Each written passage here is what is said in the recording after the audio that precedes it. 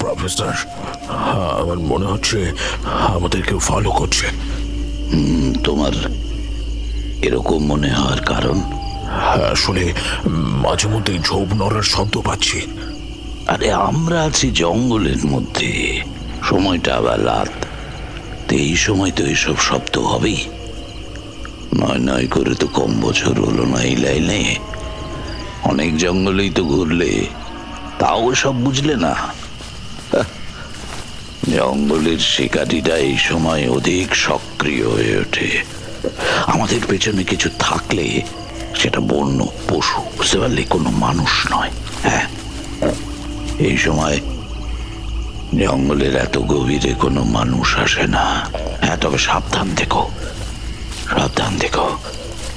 এই জঙ্গলে চিতা, সিংহ, ইন্ডিয়ান পাইথন, অন্যান্য বিষাক্ত সাপ, কিছুরই অভাব নেই। খুব সাবধান। চারিদিকে রাতের খুটখুটে অন্ধকার। ঘড়ি দেখলে জানা যাবে এখন রাত ঠিক 2:30। ঝিঝির কোরাসে কানে প্রায় তালা লেগে যাওয়ার জোগাড়।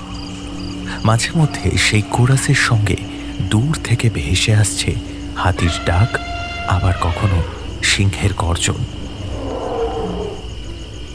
এছাড়া শিয়ালের ডাক তো আছেই। অদূরে কোনো নাম না জানা জঙ্গলি পাখি গুরুগম্ভীর স্বরে ঘন ঘন ডেকে উঠছে।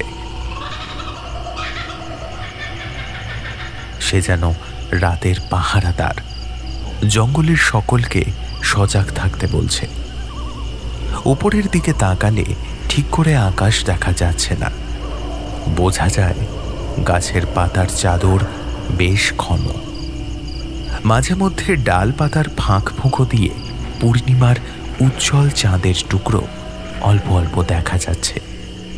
পিচ কালো অন্ধকারের বুক চিরে এগিয়ে যাচ্ছে দুটো জোরালো সাদা আলোর তলোয়ার, টর্চের আলো।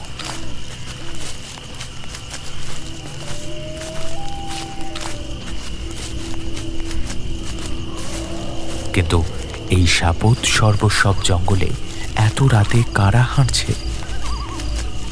ফরেস্ট গার্ডরাও তো এত রাতে জঙ্গলের ভিতরে আসে না। তাহলে এরা কারা? কি কাজেই বা এসেছে?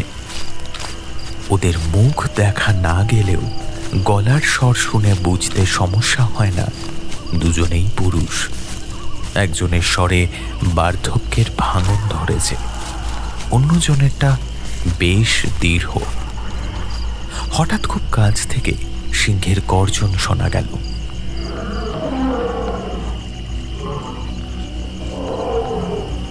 দীর্ঘ স্বরের ব্যক্তির গলায় মৃদু কাঁপুনি মিশল।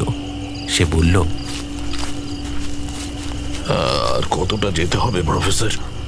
বৃদ্ধের বয়স হলেও কথা শুনে বোঝা যায় তার সাহস আচ্ছা আচ্ছা জোয়ানের থেকেও বেশি। বৃদ্ধ হেসে বলল, কি হলো ইয়াং ম্যান, ভয় পাচ্ছ নাকি? না মানে ভয়, মানে ইয়ে, গর্জনটা শুনলেন? রিচার্ডের কাছে শুনেছিলাম তুমি দারুণ কাজের লোক, কিন্তু এখন তো দেখছি। দেখুন, কাজ আর সিংহ আলাদা ব্যাপার প্রফেসর। আমাদের আরো কয়েকজনকে নিয়ে আসা উচিত ছিল। না না, আমি বেশি লোক নিয়ে কাজ করতে ভালোবাসি না। আর তাছাড়া ভয়ের যে কি আছে সেটাও তো বুঝতে পারছি না। তোমার হাতে তো রাইফেল আছে, সেটা চালাতেও পারো, তো তাহলে এত ভয় কিসের? বলে যেও না। মানুষেরা চাইলে পৃথিবীর যে কোনো হিংস্র প্রাণীর থেকে কয়েক গুণ বেশি হিংস্র হয়ে উঠতে পারে। এখন তো তবু আমরা দুজনে আছি। আমি এমন অনেক জঙ্গলে সম্পূর্ণ একা ঘুরেছি যেখানে মানুষের পাও পড়েনি। এই জঙ্গলের থেকেও কয়েক গুণ বেশি ভয়ঙ্কর সেসব জঙ্গল। অত ভয় পাওয়ার কিছু নেই। এই জঙ্গলের সিংহ চিতাই সব আছে বটে, তবে সংখ্যায় অনেক কম। পা চালাও, পাছালাও তাড়াতাড়ি। আজ রাতেই জিনিসটা খুঁজে বের করতে হবে। কাল ডেলিভারি না দিতে পারলে ডিলটা হাতছাড়া হয়ে যাবে, আর সেটা কোনোভাবেই হতে দেওয়া যায় না। কুইক, চলো, তাড়াতাড়ি চলো। কিন্তু আর কতটা? প্রফেসর কাপুরের ম্যাপ যদি ঠিক হয়, তাহলে আর কিছুটা গেলে একটা ছোট ঝর্ণা আছে, সেখানেই আছে জিনিসটা। কিন্তু জিনিসটা ওটা এক্সাক্ট কোথায় আছে? আরে সেটাই তো আমাদের খুঁজতে হবে, আর আজ রাতের মধ্যেই খুঁজে বের করতে হবে। প্রফেসর, একটু চুপ করুন। এই শব্দটা শুনতে পাচ্ছেন? দুটো টর্চের আলোয় থমকে দাঁড়িয়ে পড়ল এবারে। কিছুটা দূর থেকে জল পড়ার শব্দ আসছে, সম্ভবত কোনো ঝর্ণার শব্দ। আর একটা শব্দও আসছে, ঝোপঝাড় ভেদ করে কারো বা কিছু একটা এগিয়ে আসার শব্দ। দুটো টর্চের আলোয় ঘুরে গেল, ইতস্তত এদিক ওদিক ঝোপের উপরে ঘুরতে লাগলো। রাইফেল রেডি রাখো, আশেপাশে কোনো বন্যজন্তু আছে। আবার অন্ধকারের মধ্যে থেকে সিংহের গর্জন ভেসে এলো, এবারে আরো কাছ থেকে, আরো স্পষ্ট। প্রফেসর, প্রাণীটা কোথায় আছে বলুন তো? হ্যাঁ, সেটাই তো।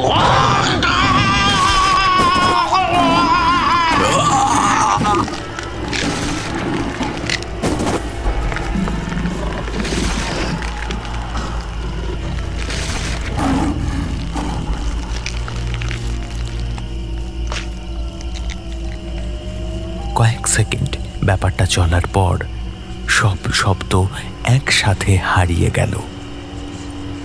আবার শুধু ঝিঝি আর শেয়ালের কোরাস, বন্য প্রাণীর ডাক অন্ধকারের মধ্যে রাজত্ব কায়েম করল। দুটো টর্চ জ্বলন্ত অবস্থাতেই এদিক ওদিক মুখ করে পড়ে আছে, এবারে সেই দুটোও নিভে গেল।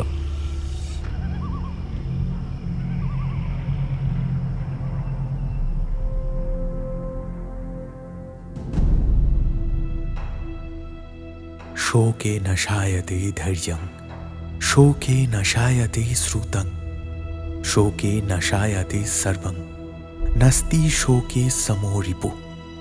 অর্থাৎ শোক ধৈর্য নষ্ট করে, শোক বিদ্যা নষ্ট করে, শোক সব কিছু নষ্ট করে দেয়। শোকের সমান শত্রু আর নেই।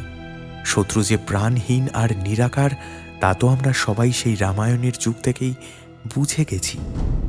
কিন্তু এই ধরনের শত্রুদের সঙ্গে মোকাবিলা করার উপায় কি আজও আমরা জানি? জানলেও কি তা আমরা মানি? নাকি আদপে আমরাই এই শত্রুদের নিজেদের মধ্যে পুষি কেবল নিজেদের স্বার্থ সিদ্ধির সুবিধার জন্য? এমন অনেক অন্ধকারের আলো হয়ে আসছে দেবদত্ত ভদ্র। হ্যাঁ, নামটা হয়তো আপনাদের সকলেরই চেনা। এর আগেও বেশ কয়েকটি চ্যানেলে আপনারা তার কাহিনী শুনেছেন। এবারে তিনি স্বয়ং হাজির কেয়ার অফ কাহিনীতে। তাহলে শুনতে থাকুন সাগর ঘোষের কলমে দেবদত্ত সিরিজের কাহিনী রুদ্রনাগ রহস্য।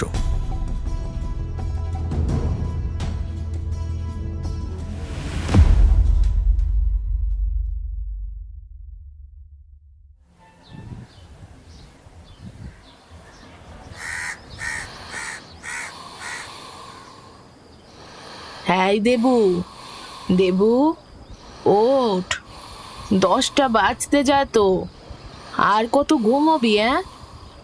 এই দেবু ওঠ, বাবা ডাকছে তো। এই দেবু, দেবু ওঠ।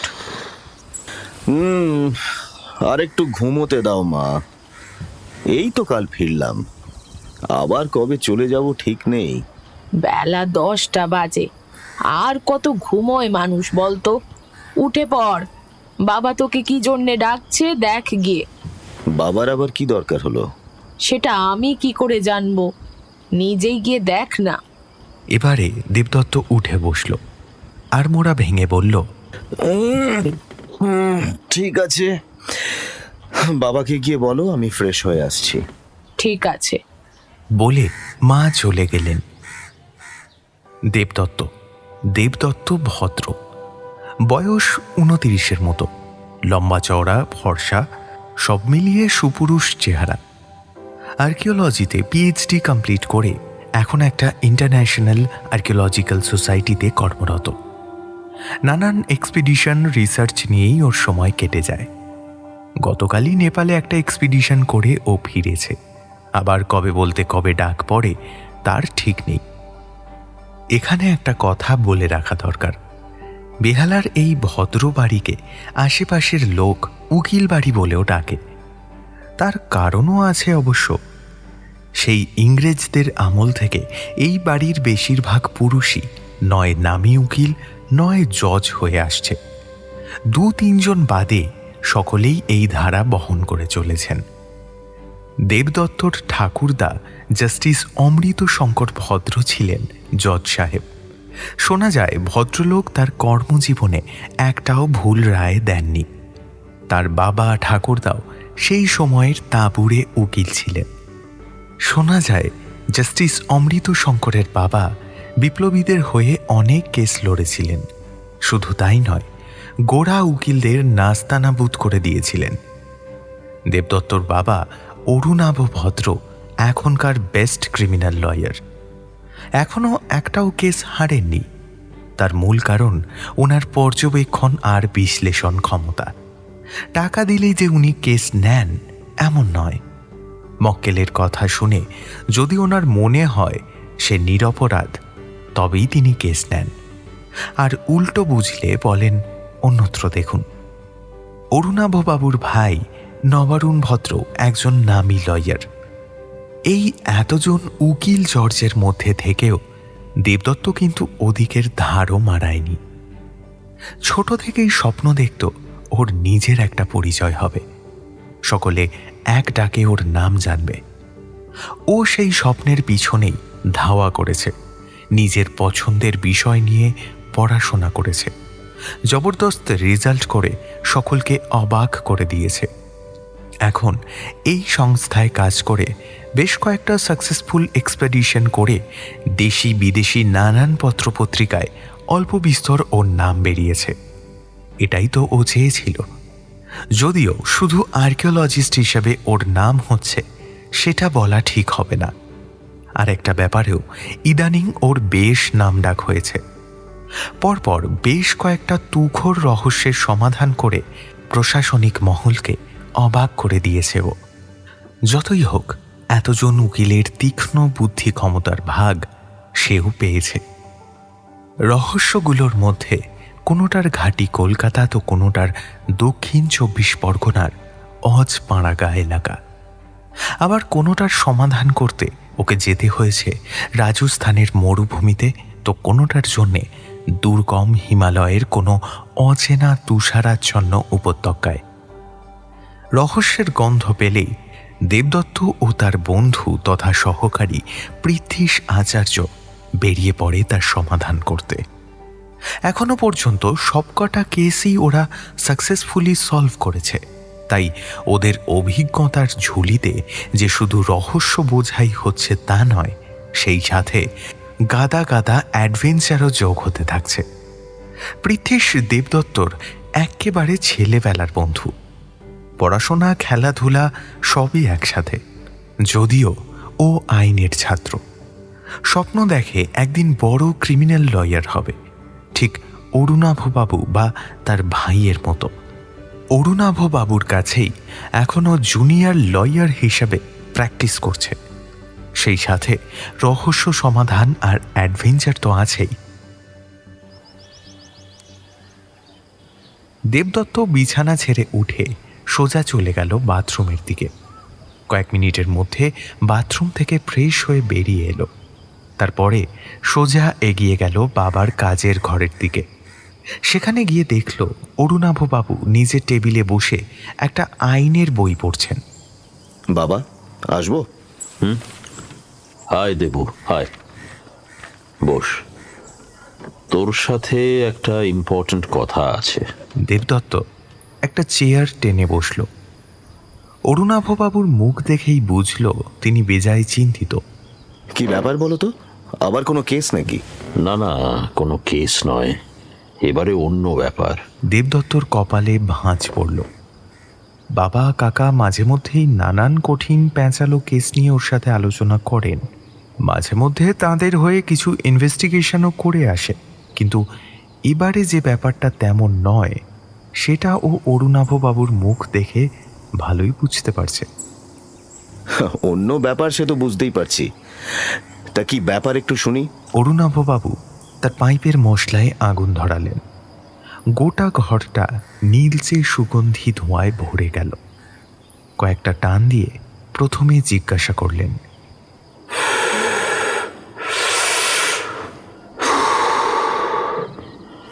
আচ্ছা দেবু, এখন তোর হাতে কোনো কাজ আছে? কাজ বলতে কিসের কথা বলছো? মানে তোর এক্সপেডিশন বা সেমিনার কিছু আছে কি এখন? না। কোনো কেস? তা থাকলে তো জানতেই পারতে। ভেরি গুড, তাহলে এই ব্যাপারটা একটু তলিয়ে দেখতে পারিস। এই তো খবরের কাগজটা দেখ। দেবদত্ত খবরের কাগজটা দেখল। পাতার মাঝের দিকে একটা খবর লাল কালি দিয়ে হাইলাইট করা। খবরের হেডলাইন, প্রখ্যাত ইতিহাসবিদ হরিনাথ দত্ত নিখোঁজ। হেডলাইনের তলায় গুঁড়ি গুঁড়ি অক্ষরে লেখা খবরটা পড়ে ওর কপালের ভাঁজগুলো আরও কিছুটা গভীর হলো। খবরের সারমর্ম এই রকম: প্রখ্যাত ইতিহাসবিদ হরিনাথ দত্ত গত মাসে গিয়েছিলেন রাজগীর। তথ্যসূত্রে জানা গিয়েছে তিনি নতুন এক খোঁজ কার্য শুরু করেছিলেন, সেই কাজেই গিয়েছিলেন। গত সপ্তাহের বুধবার রাত থেকে তাকে আর খুঁজে পাওয়া যাচ্ছে না। ব্যাপারটা প্রথমে পুলিশ গোপনেই তদন্ত করছিল, কিন্তু এখন ব্যাপারটা ছড়িয়ে পড়েছে। লালবাজার গোয়েন্দা বিভাগ তাকে খোঁজার দায়িত্ব নিয়েছে। খবরটা পড়ে দেবদত্ত তাকালো অরুণাভবাবুর দিকে, বলল, এনাকে তো চিনি, কয়েকটা সেমিনারে এনার সাথে দেখাও হয়েছে। ইন্ডিয়ান হিস্ট্রির জলজ্যান্ত এনসাইক্লোপিডিয়া ছিলেন ভদ্রলোক।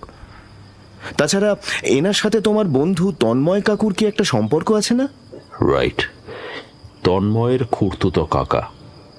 তন্ময় তোর সাথে কথা বলতে আসবে একটু বাদেই। কাল রাতে ও আমাকে ফোন করতেই আমি তোর কথা বলেছি। তা তোর কোনো সমস্যা নেই তো? কি যে বলো, হরিনাথ দত্ত বাঙালিদের গর্ব।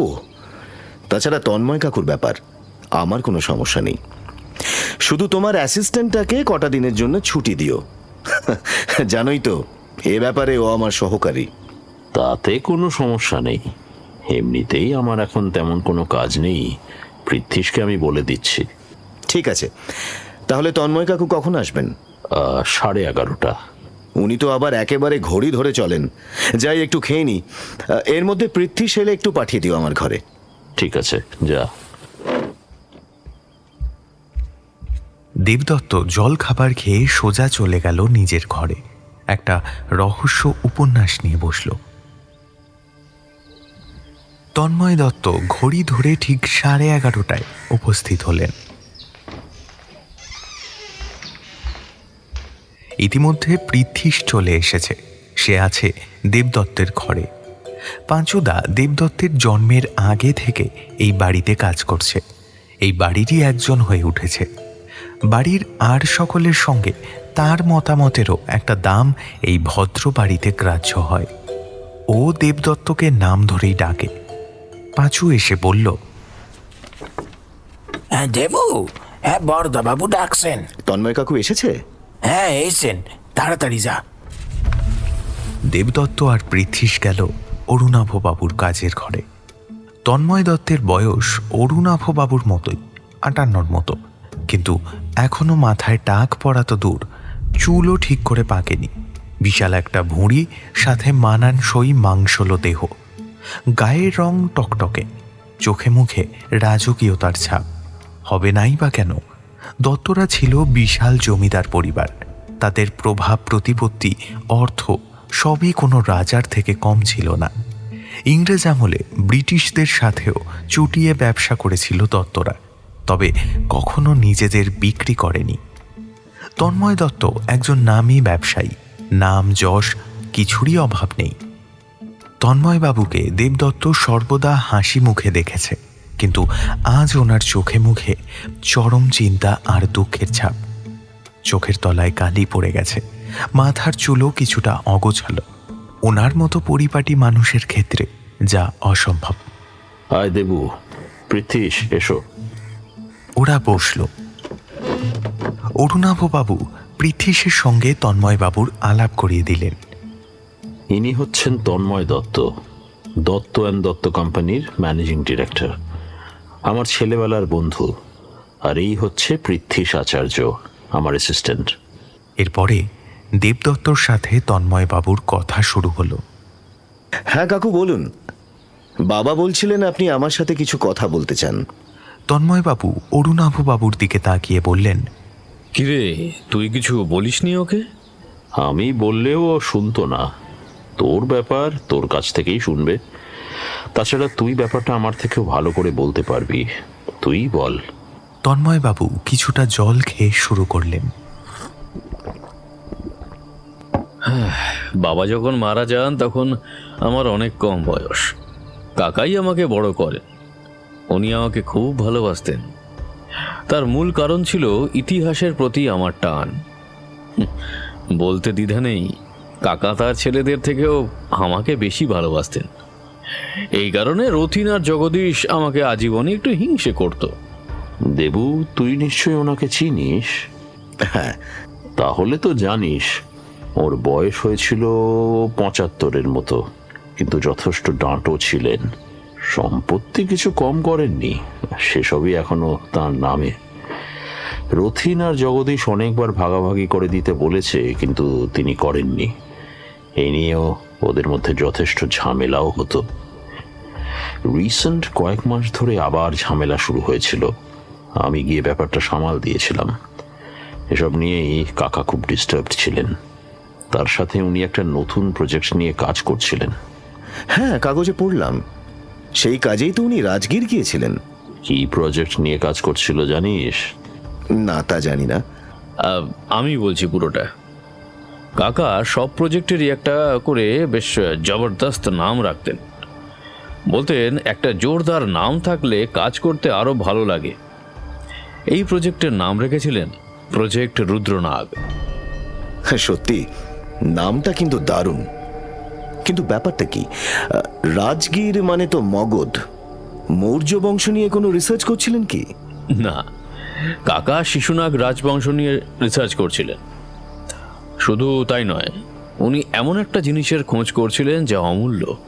এই ঐতিহাসিক বস্তুর কথাও কেউ জানে না। কি জিনিস? রুদ্রনাগ। বুঝলাম না। এটা কি শিবের কোনো মূর্তি বা ওই জাতীয় কিছু? নামটা শুনে সেটাই মনে হওয়া স্বাভাবিক, কিন্তু এটা তেমন কিছুই নয়। রুদ্রনাগ হচ্ছে একটা অস্ত্র, ইয়েস, আ ওয়েপন। তবে সেটা ঠিক কেমন দেখতে তা আমি জানি না, কাকাও জানতেন না। পুঁথিতে নাকি অস্ত্রের নাম বলা থাকলেও তার রূপ আর ইতিহাস সম্পর্কে কিছুই বলা নেই। পুঁথিটা আমাকেও দেখিয়েছিলেন। প্রায় 2000 বছরের প্রাচীন আদ্যপান্ত সংস্কৃতে লেখা পুঁথিটা কাকা উদ্ধার করেছিলেন রত্নগিরি পাহাড় থেকে। আচ্ছা। হ্যাঁ, এই প্রজেক্টটা নিয়ে উনি দারুণ এক্সাইটেড ছিলেন। তার সাথে পারিবারিক ঝামেলা সব মিলিয়ে কাকা আর বাড়িতে থাকতে চাইছিলেন না। আমাকে অনেকবার বলেছিলেন তিনি বাইরে চলে যেতে চান। ওনার মনের অবস্থা আমি খুব ভালো করেই বুঝতে পারছিলাম, তাই বলেও ছিলাম যে তিনি যেন কাজটা নিয়েই থাকেন। তা আগের মাসে ফাইনালি কাকা রাজগীর চলে গেলেন রিসার্চের জন্য। কাকার জীবন ছিল ঘড়ির কাঁটায় বাঁধা। রোজ নিয়ম করে ঘন্টা দুয়েক আমার সাথে কথা বলতেন। কাজ কেমন এগোচ্ছে, তার শরীর কেমন আছে, এইসব বিষয়ে কথাবার্তা হতো। কথা শুনে যা বুঝতাম ওনার কাজ দারুণ এগোচ্ছে। শেষের দিকে কাকা সম্ভবত জিনিসটার খোঁজও পেয়ে গিয়েছিলেন, কিন্তু সেটা খুঁজে বের করার আগেই তো। আচ্ছা কাকু, ওই পুঁথিটা কি দেখা যায় একবার? পুঁথিটা কাকা নিজের সাথেই নিয়ে গিয়েছিলেন। কিন্তু সেটাও ওনার সাথেই গায়েব হয়ে গেছে। গায়েব হয়ে গেছে? হ্যাঁ, কাকা আর ওই পুঁথি স্রেফ উধাও হয়ে গেছে। রাজগীরে যে হোটেলে কাকা উঠেছিলেন সেখানে গিয়ে আমি তন্ন তন্ন করে খুঁজেছিলাম। ঘরের মধ্যে কাকা আর ওই পুঁথি ছাড়া সব একেবারে ঠিকঠাক অবস্থাতেই ছিল। এতদিন হয়ে গেল, পুলিশ তো কিছুই করে উঠতে পারলো না। তাই তো এসেছি বাবা তোর কাছে। দেবু, প্লিজ আমাকে একটু হেল্প কর বাবা। কাকা আমার কাছে বাবার সমান, ওনাকে তুই খুঁজে দে। তন্ময়বাবুর চোখের কোণে এবারে জল চিকচিক করে উঠল। দেবদত্ত তাঁকে কখনো কাঁদতে দেখেনি। ও তাকে আশ্বস্ত করে বলল, আপনি চিন্তা করবেন না কাকু, আমি নিশ্চয়ই ওনাকে খুঁজে বের করার চেষ্টা করব। এখন আমার কটা প্রশ্নের উত্তর দিন তো। হ্যাঁ বল। হরিনাথ বাবুর সাথে আপনার শেষ কবে কথা হয়? যেদিন রাতে কাকা নিখোঁজ হলেন সেদিন সন্ধেবেলায়। উনি কি বলেছিলেন আপনার মনে আছে? হ্যাঁ মনে আছে বই কি। ওই দিন কাকার সাথে আমার ঠিক 45 মিনিট কথা হয়েছিল। প্রথম 20 মিনিট ওনার স্বাস্থ্য নিয়ে কথা হলো। জানালেন খুব ভালো আছেন, বাড়িতে যেমন ছিলেন তার থেকে অনেক বেশি ভালো আছেন। এর পরে বললেন ওর কাজ দারুণ এগোচ্ছে। এর আগে যেসব কাজ করেছেন সেগুলো এত ভালো করে এগোয়নি কখনো। কাজটা যে খুব তাড়াতাড়ি শেষ করে ফেলবেন সেই বিষয়ে কাকা একদম নিশ্চিত ছিলেন। আমাকে বলেছিলেন আর বড় জোর 2 দিন কি 3 দিন লাগবে। অস্ত্রটা কোথায় থাকতে পারে সে ব্যাপারেও একটা ধারণা করে ফেলেছিলেন। ওনার মতে সেই ধারণা একেবারে সঠিক ছিল। আচ্ছা, যতদূর জানি উনি কোনো সহকারী নিয়ে কাজ করতেন না, তা এবারেও কি? হ্যাঁ, এবারেও কাকা একাই কাজ করছিলেন। উনি মনে করতেন এখনকার মানুষদের বিশ্বাসযোগ্যতা বলে কিছুই নেই। তাছাড়া আর একজন সাথে থাকলে হাজারটা প্রশ্নের উত্তর দিতে হবে, এক কাজ করতে বললে করবে আর এক কাজ, এইসব নানান ঝামেলা এড়াতেই তিনি একা কাজ করতেন। বুঝলাম। এবার বলুন, পুলিশ কি বলছে? পুলিশ পুলিশ তারা তো কিছুই বলতে পারছে না। হোটেলের বন্ধ রুম থেকে কাকা কি করে উধাও হলেন, কোথায় গেলেন, কেউ তারা কিছু বলতে পারছে না। এখন লালবাজার কেসটা হাতে নিয়েছে, কিন্তু তাতেও বিশেষ কোনো লাভ হচ্ছে না। সূত্র বলতে এখনো তেমন কিছুই জানা যায়নি। তেমন কিছু মানে কিছু তো জানা গিয়েছে? হ্যাঁ, তা একটা ব্যাপার জানা গিয়েছে অবশ্য। কাকা যেদিন নিখোঁজ হন সেদিন রাত ওই 9:30 নাগাদ এক ব্যক্তি এসেছিল তার সাথে কথা বলতে। সেই ব্যক্তি মিনিট 15 কাকার সাথে কথা বলে চলে গিয়েছিল। পুলিশের ধারণা সেই লোকটা কিছু না কিছু জানে, তারই খোঁজ করছে ওরা। কি যে বলি আর। হ্যাঁ, তা হরিনাথ বাবু যে উধাও হয়েছেন সেটা জানা গেল কি করে? কাকা রোজ ঘড়ি ধরে ভোর 4টের সময় ঘুম থেকে উঠতেন। ওই হোটেলেও জানানো ছিল কথাটা। হোটেলটা রাজগীরের এক রাজ পরিবারের। কাকার খ্যাতির কথা জানার পরে হোটেলের মালিক শুধুমাত্র কাকার জন্য একজন স্পেশাল বেয়ারার ব্যবস্থা করে দিয়েছিলেন। সেই রোজ ভোর 4টের সময় কাকার জন্য কফি নিয়ে যেত। সেদিন সকালেও অনেক ডাকাডাকি করলেও কাকা দরজা খুললেন না। এদিকে দরজা ভিতর থেকে বন্ধ। বেয়ারার সন্দেহ হয়, ম্যানেজারকে ডাকে। তারপর আরও কিছুক্ষণ ডাকাডাকি চলে, কিন্তু কোনো কাজ হচ্ছে না দেখে ম্যানেজার বাধ্য হয়ে দরজা ভাঙার আদেশ দেন। দরজা খুলে দেখা যায় ঘরের মধ্যে সব কিছু আছে, কিন্তু কাকা নেই। উনি রাজগীরের ঠিক কোন জায়গাটা খোঁজ করছিলেন বলতে পারেন? কাকার সাথে শেষ যেদিন কথা হয়েছিল সেদিন বলেছিলেন ওনার রিসার্চে ভুল না থাকলে জিনিসটা আছে পান্তের জঙ্গলে। বাবা, এ তো রীতিমতন অ্যাডভেঞ্চারাস জায়গা। তো ওই জঙ্গলে সিংহ, চিতা কিছুরই তো অভাব নেই। কাকা তবুও একাই কাজ করছিলেন, কোনো গার্ড সাথে নেননি। কাকার রাইফেলের হাত ছিল অসাধারণ। 75 বছর বয়সেও কখনো টার্গেট মিস করতেন না। শুটিং ক্লাবে রেগুলার প্র্যাকটিস করতেন। ক্লাবের নতুন ট্রেনাররাও অনেক সময় ওনার কাছ থেকে টিপস নিতেন। আর ওনার সাহসের কথা তো সকলেই জানে।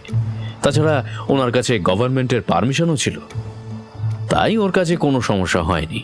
এবারে একটা দীর্ঘশ্বাস ছেড়ে উঠে দাঁড়ালো দেবদত্ত। কিছুক্ষণ ঘরের মধ্যে চিন্তিত মুখে হাঁটাহাঁটি করল, তারপরে বলল, আচ্ছা কাকু, উনি কিডন্যাপ তো হতেই পারেন। কিডন্যাপ? পৃথিশ এই প্রথম কথা বলল। হ্যাঁ, হতেই পারেন। ইতিহাসবিদ হরিনাথ দত্তের নাম বর্তমানে দেশের শ্রেষ্ঠ ইতিহাসবিদদের তালিকায় আসে। উনিও তো দেশের একজন সম্পদ। ওনাকে কিডন্যাপ করে কোনো আতঙ্কবাদী গোষ্ঠী সরকারের উপর চাপ তো ফেলতেই পারে। হ্যাঁ, এটা হতেই পারে, কিন্তু আমি আরেকটা কথা ভাবছি, বুঝলি? কি কথা? হরিনাথ বাবু যে রিসার্চটা করছিলেন সেটার জন্যও তো কিডন্যাপ হতে পারেন। এমন কিছু যদি সত্যি পাওয়া যায় তাহলে সেটা কোনো গুপ্তধনের থেকে কম কিছু হবে না।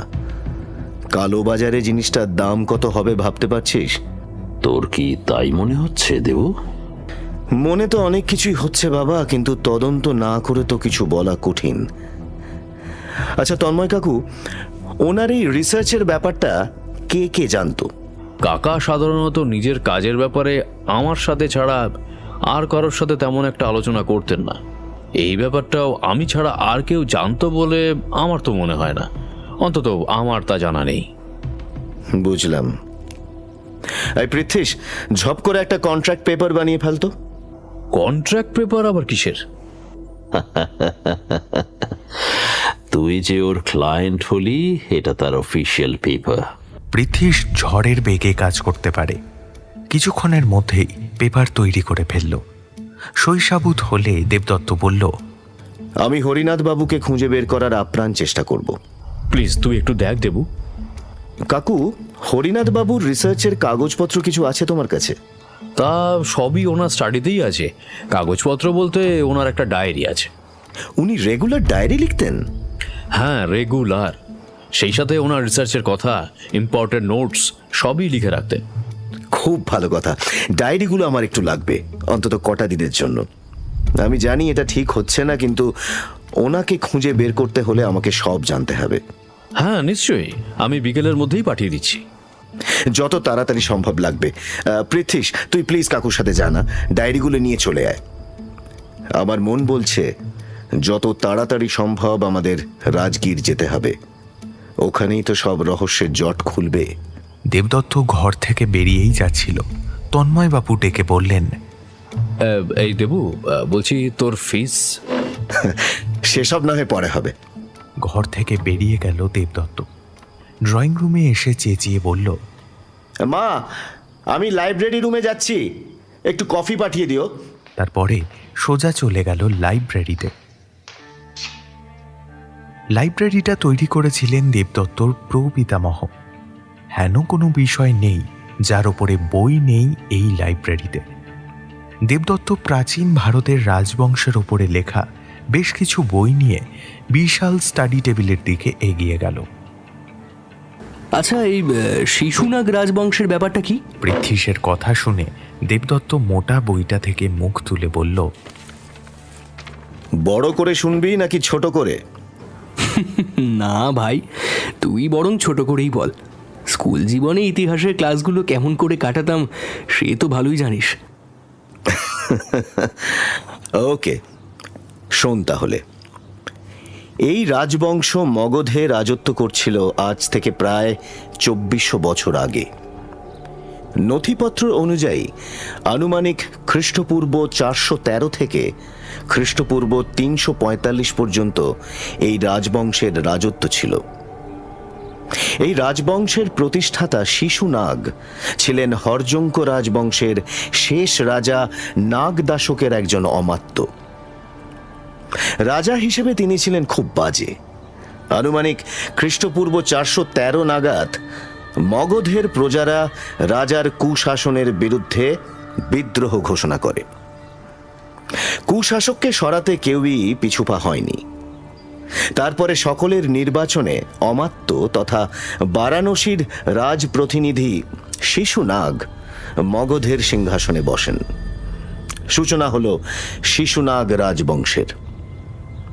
অমাত্য শিশুনাগ রাজা হিসেবে খুব ভালো ছিলেন। তিনি আনুমানিক খ্রিস্টপূর্ব 395 পর্যন্ত রাজত্ব করেছিলেন। এরপরে কাকবর্ণ কালাক আর তারপর তার 10 ছেলে পর্যায়ক্রমে মগধের সিংহাসন সামলেছিলেন। এই শিশুনাগ রাজবংশের শেষ রাজা ছিলেন মহানন্দী। এরই এক অবৈধ পুত্র এনাকে হত্যা করে এই বংশ শেষ করে। সেই অবৈধ পুত্রের নাম কি বলতে পারবি? না তো, কি বলতো? নন্দ বংশের প্রতিষ্ঠাতা মহাপদ্মনন্দ। আচ্ছা, আর আমি যদি ভুল না করি, তোর বলার মানে যে নন্দ বংশকে চন্দ্রগুপ্ত মৌর্য শেষ করেছিলেন। একদমই তাই। বাপ রে, এ তো বিশাল ব্যাপার। তা তো বটেই, আর সেই জন্যই তো এত ইন্টারেস্ট পাচ্ছি ব্যাপারটাতে। হরিনাথ বাবুর ডায়েরিগুলো পড়ে কিছু পেলি? যা পেয়েছি তা প্রায় না পাওয়ারই মতন। তন্ময় কাকু সবই আমাদের বলেছেন। আমার মনে হচ্ছে হরিনাথ বাবু ইচ্ছে করেই ডায়েরিতে তার এই খোঁজ সম্পর্কে কিছু লেখেননি। কেন বলতো? ওই যে ওনার ট্রাস্ট ইস্যু। উনি চট করে কাউকে বিশ্বাস করতে পারেন না।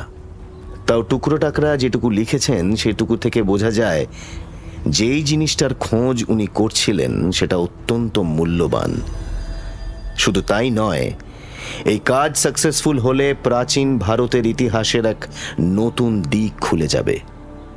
হাজারো অজানা তথ্য পাওয়া যাবে। শুধু তো ইতিহাস নয়, সেই সাথে এমন একজন নামী জ্ঞানী মানুষের জীবনের ব্যাপার। আমার মতে সেটা ইতিহাস বা সেই অমূল্য জিনিসের থেকে অনেক বেশি দামি, বুঝলি? তা সেই দামি জিনিসটা মানে রুদ্রনাগ, সেটার ব্যাপারে কিছু জানতে পারলি? না, কোথাও কোনো রেফারেন্স তো পেলাম না। কয়েকজন ইন্ডিয়ান হিস্ট্রি স্পেশালিস্টের সাথে কথাও বললাম, কিন্তু তারাও কিছুই বলতে পারলেন না। বুঝলাম। তা তদন্তটা কোথা থেকে শুরু করবি বলে ভাবছিস? এখান থেকেই। এখান থেকেই মানে এই কলকাতা থেকেই। কিন্তু উনি তো উধাও হয়েছেন রাজগীরের হোটেল থেকে। এই বুদ্ধি নিয়ে তুই ক্রিমিনাল লয়ার হবি? কেন বলতো? আরে গরু, হরিনাথ বাবু রাজগীর থেকে উধাও হয়েছে মানেই যে তার শত্রু বা কিডন্যাপার বা খুনি যাই বলিস ওখানেই আছে, সেটা ভেবে নেওয়ার কোনো মানে আছে কি? যা বাবা, তুই তো তখন ফেলুদার মতো সিরিয়াস ভাব নিয়ে বললি রাজগীর আমাকে যেতেই হবে, সেখানেই নাকি সমস্ত রহস্যের জট আছে। সে তো যেতেই হবে, কিন্তু তার আগে এদিকেও একটু খোঁজ খবর করতে হবে। প্রজেক্টের ব্যাপারে হরিনাথবাবু তেমন কিছু না লিখলেও ছেলেদের ঝামেলার ব্যাপারে অনেক কিছুই লিখেছেন। এই যেমন ওনার ছেলেদের লোভ দিন দিন মাত্রা ছাড়া হয়ে যাচ্ছে। সম্পত্তি পাওয়ার জন্যে তারা জঙ্গলি পশুতে রূপান্তরিত হচ্ছে। এমনকি সম্পত্তির জন্য তারা যে ওনাকে খুনও করতে পারে সেই আশঙ্কার কথাও অনেকবার লিখেছেন। ও, তার মানে তুই ভাবছিস হরিনাথ বাবুর দুই ছেলের মধ্যেই কোনো না কোনো একজন বাপকে উধাও করেছে সম্পত্তির জন্যে। তা আমি এটা জানবো কি করে? আমি তো ডায়েরিগুলো পড়িনি। আচ্ছা, বুঝেছি।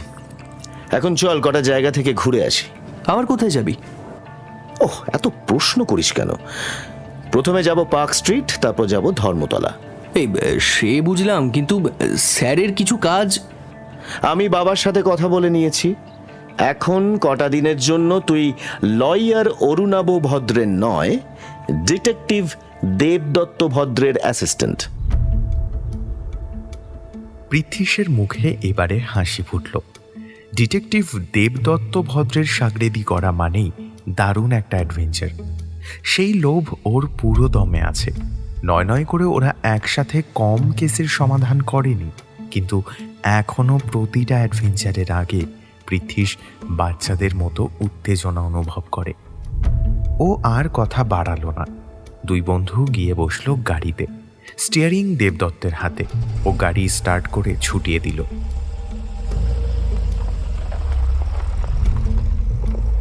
গলি ছাড়িয়ে মেইন রোডে উঠতেই অসংখ্য গাড়ির ভিড়ে হারিয়ে গেল ওদের গাড়িটা। বলছি, আরেকটা প্রশ্ন করতে পারি? এই পার্ক স্ট্রিট আর ধর্মতলায় কি এমন আছে? পার্ক স্ট্রিটে হোয়াইট পার্ল বিল্ডিং এর 6 তলায় রথিন দত্তের অফিস, আর ধর্মতলায় জগদীশ দত্তের দোকান। বাবা, এসব খবরও নিয়ে ফেলেছিস? আমার কাজের ধরন কি তোর অজানা? তা কি করেন এনারা? রথিন দত্তের একটা সফটওয়্যার কোম্পানি আছে, আর জগদীশ দত্ত ইলেকট্রিক্যাল গুডসের ব্যবসায়ী। কলকাতায় গোটা চারেক দোকান আছে। সকাল 8টা থেকে রাত 9টা উনি ধর্মতলার দোকানেই থাকেন। তার মানে তো দুজনেই বেশ ধনী। তারপরেও লোভ বড় ভয়ঙ্কর জিনিস। এই তৃতীয় রিপু সাক্ষাৎ শয়তান, মানুষকে আর মানুষ থাকতে দেয় না। 2 বিঘা জমির লাইনটা মনে নেই? এ জগতে হায় সেই বেশি চায় যার আছে ভুড়ি ভুড়ি। ধনীরা আরো ধনী হতে চায়। আমার মতে এটা এক প্রকার মানসিক রোগ। বুঝলি, তুই বরং এবারে প্রত্নতত্ত্ব আর গোয়েন্দাগিরিটি ছেড়ে দে, একটা আশ্রম খোল, মানুষকে ভালো ভালো জ্ঞান দিবি। এখনকার বেশ ব্যবসা, বুঝলি না, প্রচুর লাভ হবে। আরে আমি তোকে নামও বলে দিচ্ছি, বাবা দেবদত্তানন্দ, আর আমি তার চেলা, ডিরেক্ট ফ্রম কৈলাস। প্ল্যানটা মন্দ না। পার্ক স্ট্রিটের হোয়াইট পার্ল বিল্ডিংয়ের 6 তলায় গিয়ে রথীন দত্তের অফিস পেলেও তাঁকে পেল না।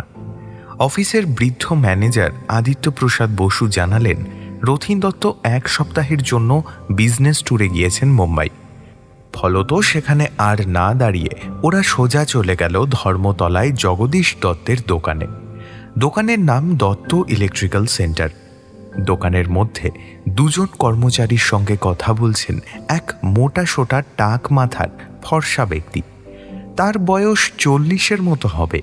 তাকে দেখে দেবদত্ত বলল, ওই রসগোল্লা মার্কা মানুষটা এই জগদীশ দত্ত। তুই এতটা শিওর হচ্ছিস কি করে বলতো? গেলেই বুঝতে পারবি, চল। দোকানে গিয়ে দেবদত্ত দারুণ স্মার্টলি বলল, আপনাদের মধ্যে জগদীশ দত্তকে?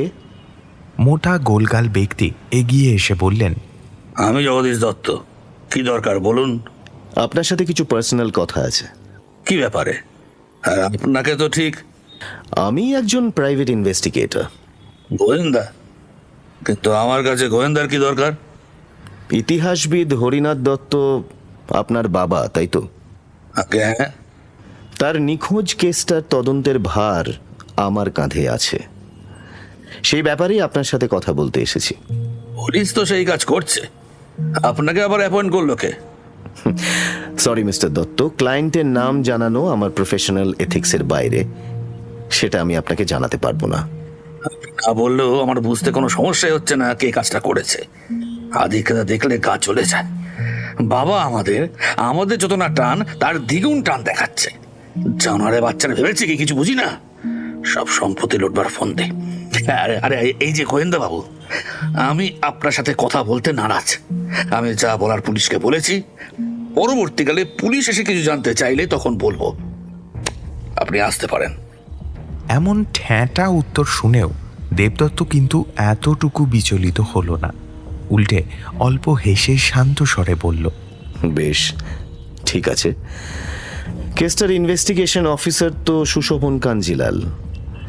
তিনি যদি আপনাকে ফোন করে বলেন তাহলে বলবেন তো? সব খোঁজখবর নিয়ে এসেছেন দেখছি। যান যান, ওসব ভয় আমাকে দেখাবেন না। আপনার মতো অনেক দেখে। তা তো দেখবেনই। আর শুধু এই খবর নয়, আরো অনেক খবর নিয়ে এসেছি। মানে কি বলতে চাইছেন আপনি? একটু কাছে আসুন না, কানে কানে বলি। এসব কথা জোরে বলা ঠিক হবে না। আপনি কি এখানে ছ্যাবলাই মারতে এসেছেন? আপনার লাইসেন্স আছে? দেবদত্ত কিছু না বলে ওর ওয়ালেট থেকে ডিটেকটিভ আই কার্ড আর লাইসেন্স বের করে এগিয়ে দিল জগদীশ দত্তর দিকে। তিনি সে দুটো প্রায় ছিনিয়ে নিয়ে দেখলেন, কিন্তু নামটা দেখেই ওর চোখে মুখে একটু পরিবর্তন এলো। বিড়বিড় করে বললেন, দেবদত্ত ভদ্র? হ্যাঁ মিস্টার দত্ত। জগদীশ দত্তর মুখের ভাবের পরিবর্তন এলেও সেটা মুহূর্ত মাত্র স্থায়ী হলো। তারপরেই আবার সেই বিরক্তি ভাবটা জেগে উঠল। উনি কার্ড আর লাইসেন্সটা ছুঁড়ে ফেলে দিয়ে বললেন, হ্যাঁ তো কি হয়েছে? আমি আপনাকে কিছু বলতে নারাজ।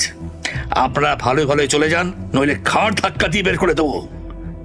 মালিকের হম্বি তুম্বি শুনে এবারে 2 কর্মচারীও এগিয়ে এলো। তাদের মধ্যে একজন বেশ লম্বা চওড়া কালো গুন্ডা গোছের, আর একজনের শরীর আর মুখ দেখলেই বোঝা যায় যে সে নিতান্তই গোবেচারা লোক। যদিও সেও মোটাসোটা হলে সমস্যা হতো না।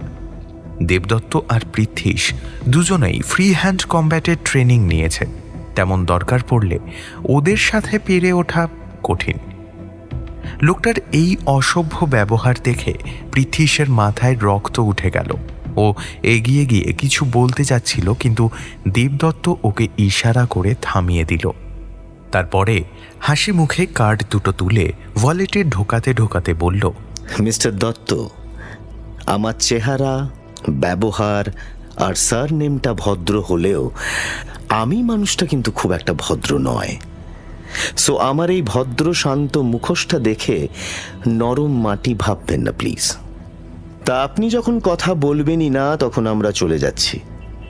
এরপরে না হয় একেবারে অফিসার কাঞ্জিলালের পারমিশন নিয়েই আসব, কিন্তু ওনার কাছে গেলে আবার আমাকে আপনার খিদিরপুর ডকের কাছে ওই গার্ডেন রিচ রোডের গোডাউন, তাতে কি কি থাকে, কি কি বিজনেস ডিল হয়, সব বলতে হবে। দেবদত্ত কথাগুলো শান্ত স্বরে বললেও শেষ কথাগুলোই বেশ একটা হুমকির ভাব ছিল। সেই হুমকিতে এবারে কাজও হলো। জগদীশ দত্তের মুখের রেখায় আবার পরিবর্তন এলো, তবে এবারে একটা ভয় ভয় ভাব, কিন্তু তার দু চোখ দিয়ে আগুন ঝরতে লাগলো। দেবদত্ত কিন্তু একেবারে শান্ত, ওর তীক্ষ্ণ দৃষ্টি জগদীশের ওপর স্থির, ঠোঁটের কোণে মৃদু হাসি। কয়েক সেকেন্ড জগদীশ দত্ত দেবদত্তর দিকে চেয়ে রইলেন, তারপরে ধীরে ধীরে চোখ নামিয়ে হতাশ স্বরে বললেন, ঠিক আছে, বলুন আপনি কি জানতে চান। এখানে দাঁড়িয়েই কথা বলবেন? আসুন। দেবদত্ত আর পৃথ্বীশ জগদীশ দত্তের সঙ্গে গিয়ে বসল দোকানের ভিতরের একটা ঘরে। তারপরে ওদের কথা শুরু হলো। বলুন কি জানতে চান। তেমন কিছুই নয়, আপনার বাবার সম্পর্কে জানতে চাই। কেন? যে আপনাকে কেস দিয়েছে সে বলেনি? বাবা তো আমাদের কম তার বেশি কাছের লোক ছিলেন। আপনার বাবা স্বনামধন্য মানুষ, তাকে অনেকেই চেনে, আমিও চিনি, তবুও আপনার কাছ থেকে জানতে চাইছি। এই আবার বলবো, বাবা বাইরের লোকের কাছে যতটা ভালো সেজে থাকেন আসলে ততটা ভালো ছিলেন না। বাড়ির মানুষের জন্য উনি জাস্ট একটা খিটখিটে বাতিগ্রস্ত বুড়ো ছাড়া কিচ্ছু ছিলেন না। সারাক্ষণ সন্দেহ। আমরা বাড়ির লোকেরা যদি তাকে ভালোভাবে জিজ্ঞাসা করতাম শরীর ভালো কিনা, তাতেও উনি ভাবতেন আমাদের কোনো মতলব আছে। আমরা নাকি সবসময় ওর ক্ষতি করতে চাই, ওকে মেরে ফেলতে চাই।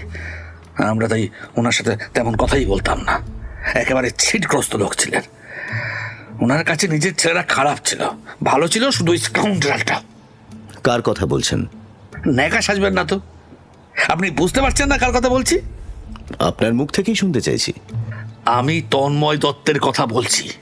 ছোট লোকটা বাবাকে ভুলিয়ে ভালিয়ে সব সম্পত্তি নিজের নামে করার প্ল্যান পেতেছে, কিন্তু সব কি অত সহজ? আমরা কি ঘাসে মুখ গুজে চলি? ওই জানোয়ারটাই তো দিন রাত বাবার কানে ফুসমন্তর দিয়ে দিয়ে আমাদের বিরুদ্ধে ওনার মন পিষিয়ে তুলেছিল। তা আপনি ভাবছেন কেন যে হরিনাথ বাবু আপনাদের দুই ভাইকে বঞ্চিত করে তন্ময় বাবুকে সব দিয়ে দেবেন? ভাবার অনেক কারণ আছে তাই। যেমন? যেমন আমি আর দাদা বহুবার বাবাকে সম্পত্তির ভাগ বাটোয়ারা করে দিতে বলেছি, কিন্তু উনি প্রতিবারই সেসব নাকচ করে দিয়েছিলেন। শেষের দিকে তো বলতেন সম্পত্তি যা হওয়ার তাই হবে, আমাদের কানা করেও যে দেবেন না সেই কথাও বলতেন। উনি কোনো উইল করেছিলেন? সে আমি জানি না, আর করলেও থোড়াই আমাদের বলতেন। আপনার মক্কেল তো তার পেয়ারলাল ছিল, দেখুন তাকেই হয়তো বলেছিলেন।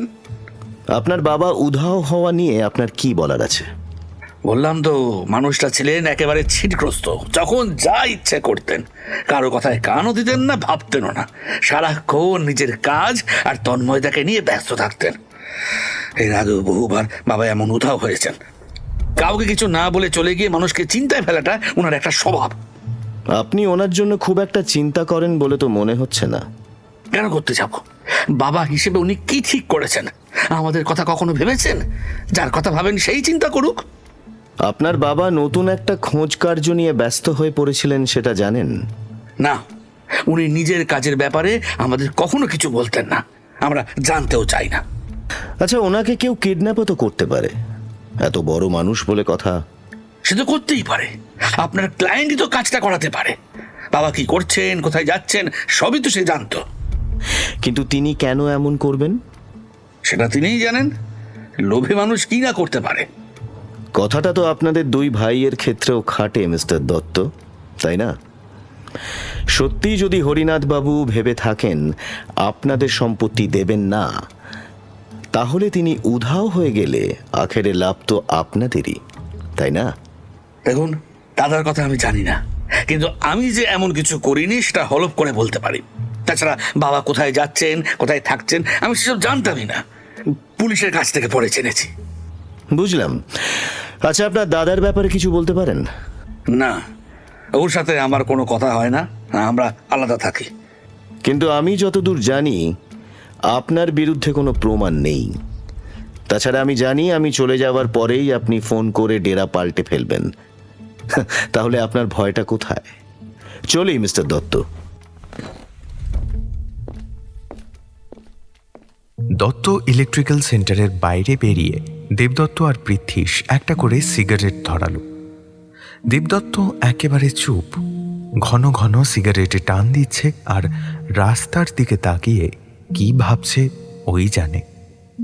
পৃথ্বীশ প্রশ্ন করল, গার্ডেন রিচ রোডের গোডাউনের ব্যাপারটা কি? বলছি, আগে চল ওই হোটেলটায় যাই। দুর্দান্ত কচুরি আর ছোলার ডাল করে, খুব খিদে পাচ্ছে। খেতে খেতে বলছি। হোটেলের একটা টেবিলে বসে ছোলার ডালে কচুরি চুবিয়ে গালে পড়ল দেবদত্ত। তারপরে শান্তি ভরে চিবোতে চিবোতে বলল, এই জগদীশ দত্ত লোকটা নেহাতি সরল নন। মোবাইল, ল্যাপটপ এসব তো আছেই, তাছাড়া অ্যান্টিক চোরাচালানের সাথেও এনার কানেকশন আছে। কিন্তু লোকটা দারুণ বুদ্ধিমান। প্রায় 8 বছর ধরে এই লাইনে আছে, কিন্তু একবারও ধরা পড়েনি। পুলিশের নজর আছে এনার উপরে, কিন্তু এমনভাবে উনি কাজ করেন যে কোনো প্রমাণ থাকে না। কিন্তু তুই এত কিছু এর মধ্যে জানলে কি করে? দাদান একটা কথা বলতেন, অন্ধকার জগৎ নিয়ে কাজ করতে হলে বা অন্ধকারের মধ্যে আলোর উৎস খুঁজতে হলে আগে অন্ধকারকে জানতে হবে, চিনতে হবে, বুঝতে হবে। আমি ওই জগৎটাকে মোটামুটি চিনি, জানি, বুঝি, তাই এসব খবর পেতে আমার বেশি সময় লাগে না। তাছাড়া লোকটা যদি কলকাতায় না থেকে অন্য কোথাও থাকতেন তাহলে হয়তো একটু সময় লাগতো, কিন্তু কলকাতায় আমার চড়ের অভাব নেই, যে কোনো খবরই আমি নিতে পারি। বুঝলাম, কিন্তু তুই তো সব জেনে গিয়েছিলি। চাইলেই রেড করিয়ে লোকটাকে অ্যারেস্ট করানো যেত, বলতে গেলি কেন? এরপরে তো উনি আরো সাবধান হয়ে গেলেন। আমি তো চাই উনি স্থান পরিবর্তন করুন, আর তখনই ভুলটা করবেন, প্রমাণ সমেত ধরা যাবে। পুলিশের কাজ এখন শুধু ওনার উপর নজর রাখা। বুঝলাম। আর কি বুঝলি ওনাকে দেখে? তুই কি বুঝলি? তোরও তো একটু পরীক্ষা নেওয়ার দরকার আছে। আমার মতে লোকটা একেবারেই অভদ্র। স্মাগলিং না করলেও উনি যে বড় সহজ নয় সেটা ওর চোখ মুখ দেখলেই বোঝা যায়। আশা করি তুইও লক্ষ্য করেছিস। তোর কার্ডগুলো যখন ছুঁড়ে ফেলে দিলেন না, তখন মনে হলো তীর দুটো ঠোঁসো, কিন্তু তুই তো থামিয়ে দিলি। আমার তো মনে হচ্ছে উনি সম্পত্তির জন্য হরিনাথ বাবুকে কিডন্যাপ করে রেখেছেন। ব্যাপারটা সত্যি জটিল। রথীন দত্তের সাথেও কথা বলা দরকার। তন্ময় কাকুকেও কিন্তু সন্দেহের বাইরে রাখা যাবে না। তন্ময় দত্তই তো তোর ক্লায়েন্ট, তুই তাকেও? এটাই তো নিয়ম ভাই, কেস শেষ হওয়া না পর্যন্ত সকলকেই যে সন্দেহ করতে হয়। এখন চল বাড়ি যাই, শিশুনাগ বংশ নিয়ে আরো পড়াশোনা করতে হবে। সে নয় হচ্ছে, কিন্তু এরপরে কি করবি? কালই 2টো রাজগীরের টিকিটের ব্যবস্থা করে ফেল। ওকে বস, বুঝে গেছি। তাহলে এবার অভিযান রাজগীর। দুই বন্ধু চটপট খাওয়া শেষ করে গাড়িতে উঠল। ওদের গাড়ি আবার শহরের রাস্তায় হারিয়ে গেল।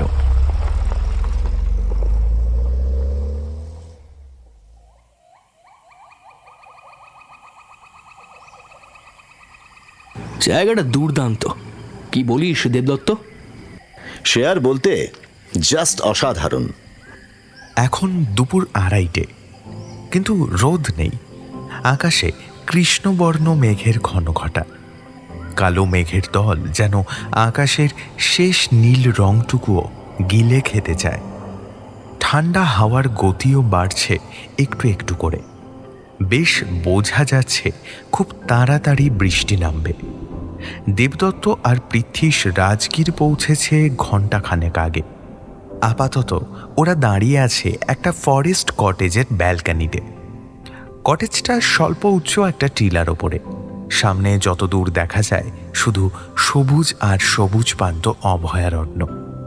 সূর্যের ওপরে মেঘের আস্তরণ থাকায় জঙ্গলের সবুজ আরও ঘন দেখাচ্ছে। দূরে দিগন্তরেখার গা ধরে মাথা উঁচু করে আছে ছোট বড় বেশ কয়েকটা টিলা আর পাহাড়। তাদের রং নীলচে দেখাচ্ছে। সব মিলিয়ে অসাধারণ দৃশ্য। মেঘের গুরুগুরু ডাক অনেকক্ষণ ধরেই শোনা যাচ্ছিল। এবারে আচমকা প্রচণ্ড শব্দ করে পরপর দুটো বাজ পড়ল। কেঁপে উঠল চারিদিক। তার সাথে তেড়ে ফুঁড়ে বৃষ্টি নামল।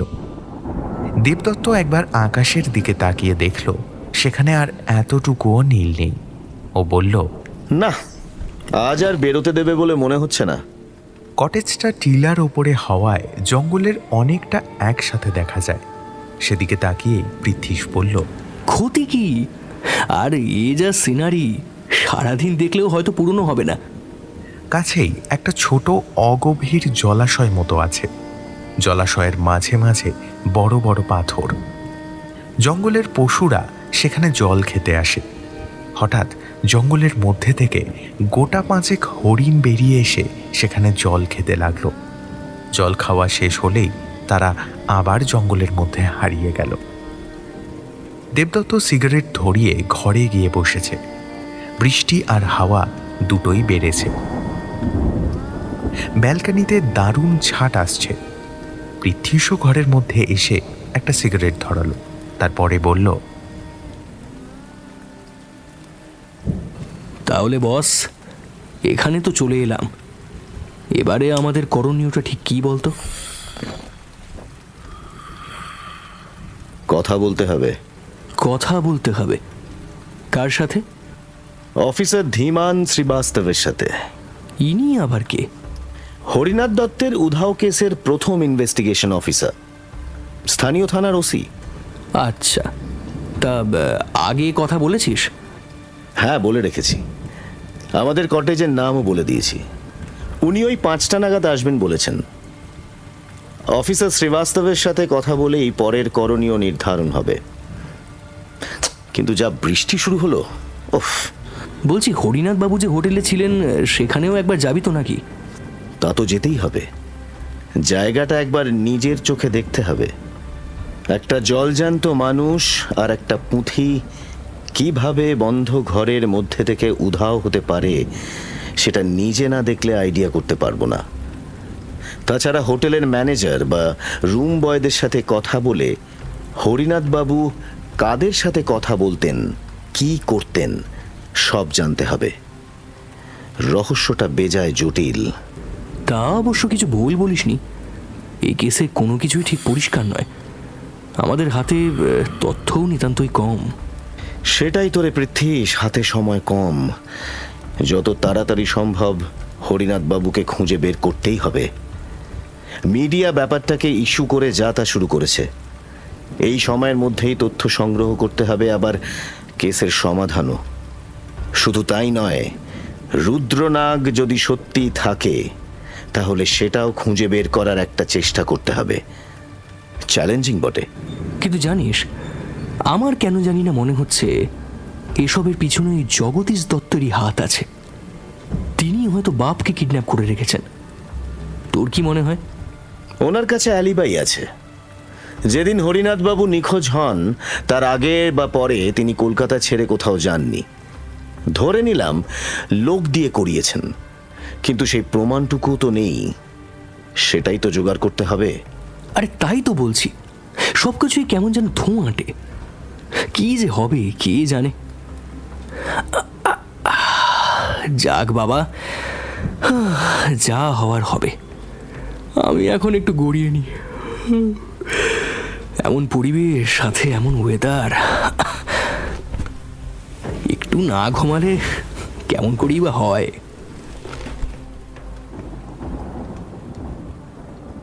দেবদত্ত কিন্তু চুপচাপ বসে কী সব ভেবে গেল তা শুধু ওই জানে।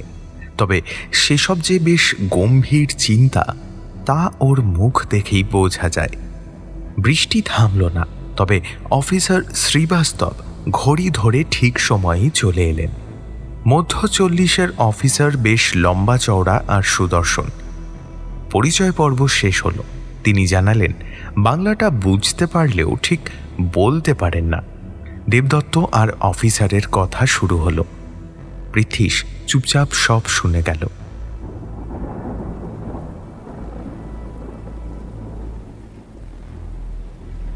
কেসের ব্যাপারে এখন যা যা জানা গিয়েছে বলুন।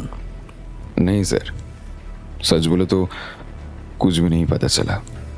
बस पता है कि वो जो हिस्टोरियन साहब है ना, वो किसी चीज ढूंढने यहाँ आए थे।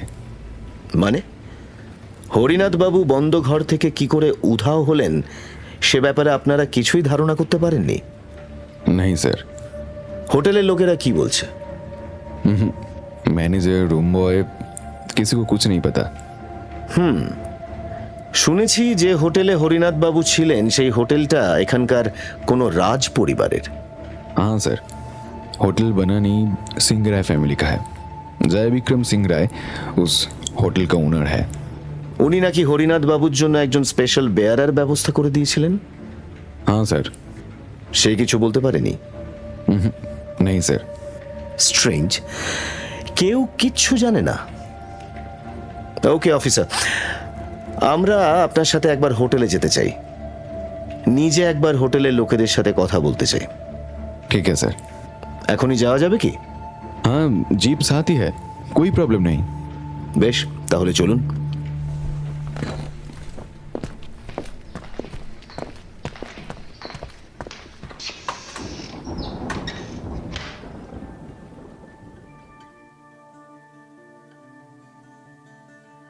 পুরনো দিনের রাজপ্রাসাদের ধাঁচের জঙ্গলে ঘেরা হোটেলটার নাম সার্থক। হোটেল বনানীতে ঢুকে অফিসার শ্রীবাস্তবের সঙ্গে দেবদত্ত আর পৃথ্বীশ সোজা চলে গেল ম্যানেজারের কাছে। ম্যানেজারের নাম অভিরূপ নাগ। বয়স বছর 35-এর বেশি নয়। দেহ দেখলেই বোঝা যায় তিনি রীতিমতো ব্যায়াম করেন। গায়ের রং টকটকে ফর্সা, মাথায় ঘন কালো পেঁচানো চুল। এক কথায় সুপুরুষ বলা চলে। মিস্টার নাগের স্বভাব আর ব্যবহারও ভদ্র, রুচি সম্পন্ন। অফিসার শ্রীবাস্তবের কাছ থেকে দেবদত্তর পরিচয় আর তার রাজগীরে আসার কারণ জানার পরে তিনি হাসি মুখে বললেন, অবশ্যই আমি আপনাদের সাহায্য করব। আসলে এমন একজন জ্ঞানী গুণী মানুষের এমন রহস্যময় উধাও হওয়াটা স্রেফ উড়িয়ে দেওয়া যায় না। একেবারে পরিষ্কার ঝরঝরে বাংলা শুনে দেবদত্ত আর পৃথ্বীশ অবাক।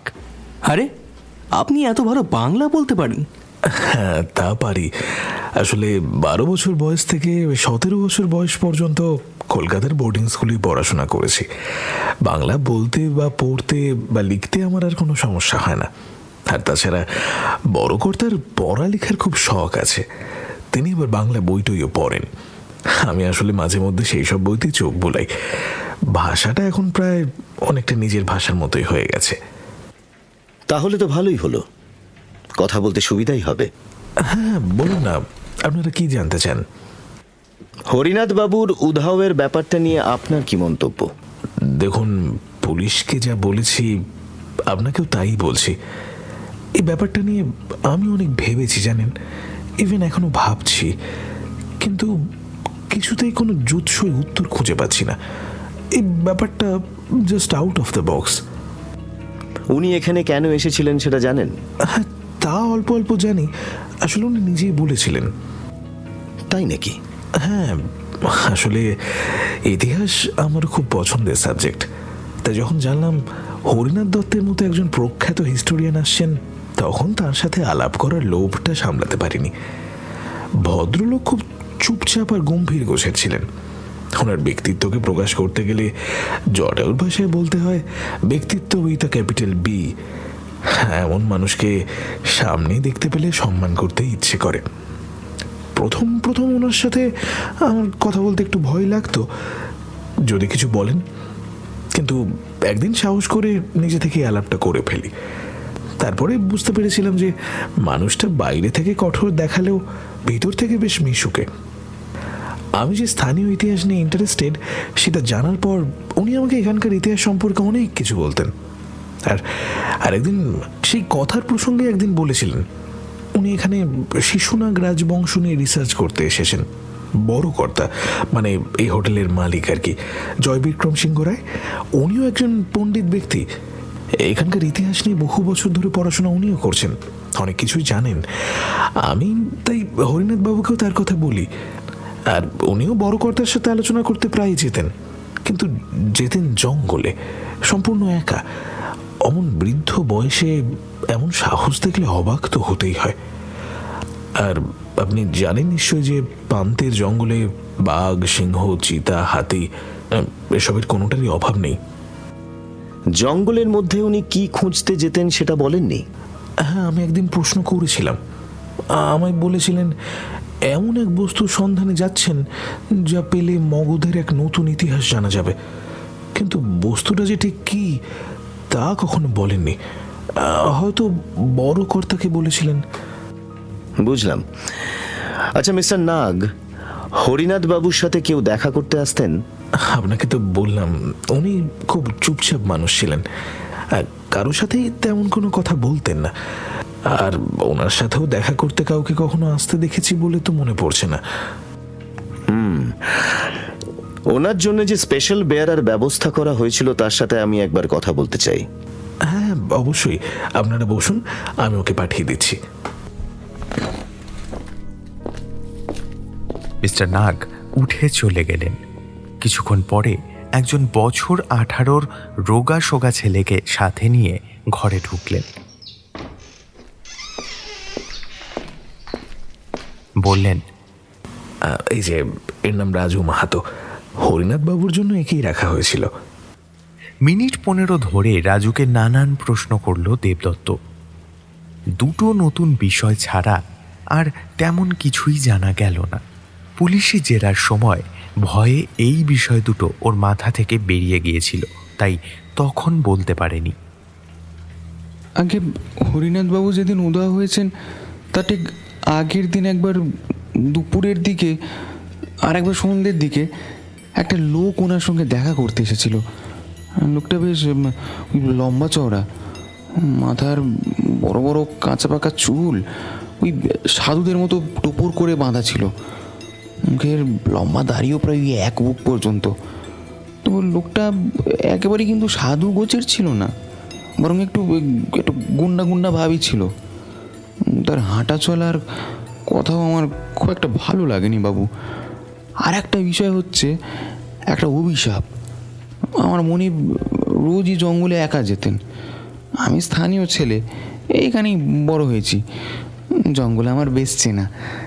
ব্যাপারটা জানার পরে মনিব আমার কাছ থেকে জঙ্গলের ব্যাপারে অনেক কিছু জানতেন। জঙ্গলের কোথায় কি আছে উনি সব জেনে নিতেন। উনি উদাও হওয়ার 2 দিন আগে রাতে খাওয়ার পর আমি একবার ওনার কাছে গিয়েছিলাম কিছু লাগবে কিনা জানতে। তখন তিনি হঠাৎই জঙ্গলের নির্দিষ্ট একটা জায়গার ব্যাপারে জানতে চান। জায়গাটা জঙ্গলের ওই প্রায় প্রায় মাঝামাঝি। ওই পর্যন্ত ট্যুরিস্ট তো দূরস্থ, ফরেস্ট রেঞ্জার বা গার্ডরাও যায় না। জায়গাটাকে স্থানীয়রা নাগরাজ কা খান্ডার বলে ডাকে। ওই জায়গায় নাকি কেউ একবার গেলে তাকে জায়গাটা নিজের কাছে টেনে নেয়। জায়গাটা অভিশপ্ত, কোনো এক ভয়ঙ্কর প্রেতাত্মার বাস ওখানে। কিন্তু আমি বারণের পরেও হরিনাথবাবু সেখানে গিয়েছিলেন, আর তাই এমন রহস্যজনকভাবে তিনি উধাও হয়ে গেছেন। বেশ রাজু, তুমি এখন তাহলে আসতে পারো, দরকার হলে আবার তোমাকে ডেকে নেব। আচ্ছা অভিরূপ বাবু, এই অভিশাপের ব্যাপারটা কি? ওটা ওটা আসলে এখানকার একটা মিথ বলতে পারেন। এসব জঙ্গল এলাকার মোড়ে মোড়ে আপনি এমন একটা দুটো মিথ শুনতেই পাবেন, কিন্তু আসলে যে অভিশাপটা কি বা কি করে লেগেছিল, কেই বা দিয়েছিল, সেটা কেউই তেমন কিন্তু জানে না। তবে বড় কর্তার সাথে একবার কথা বলতে পারেন, উনি হয়তো জানলেও জানতে পারেন। হ্যাঁ, ওনার সাথে তো দেখা করতেই হবে। তা উনি থাকেন কোথায়? मुझे पता है ज्यादा दूर नहीं है। তাহলে কখন গেলে ওনার সাথে দেখা হবে?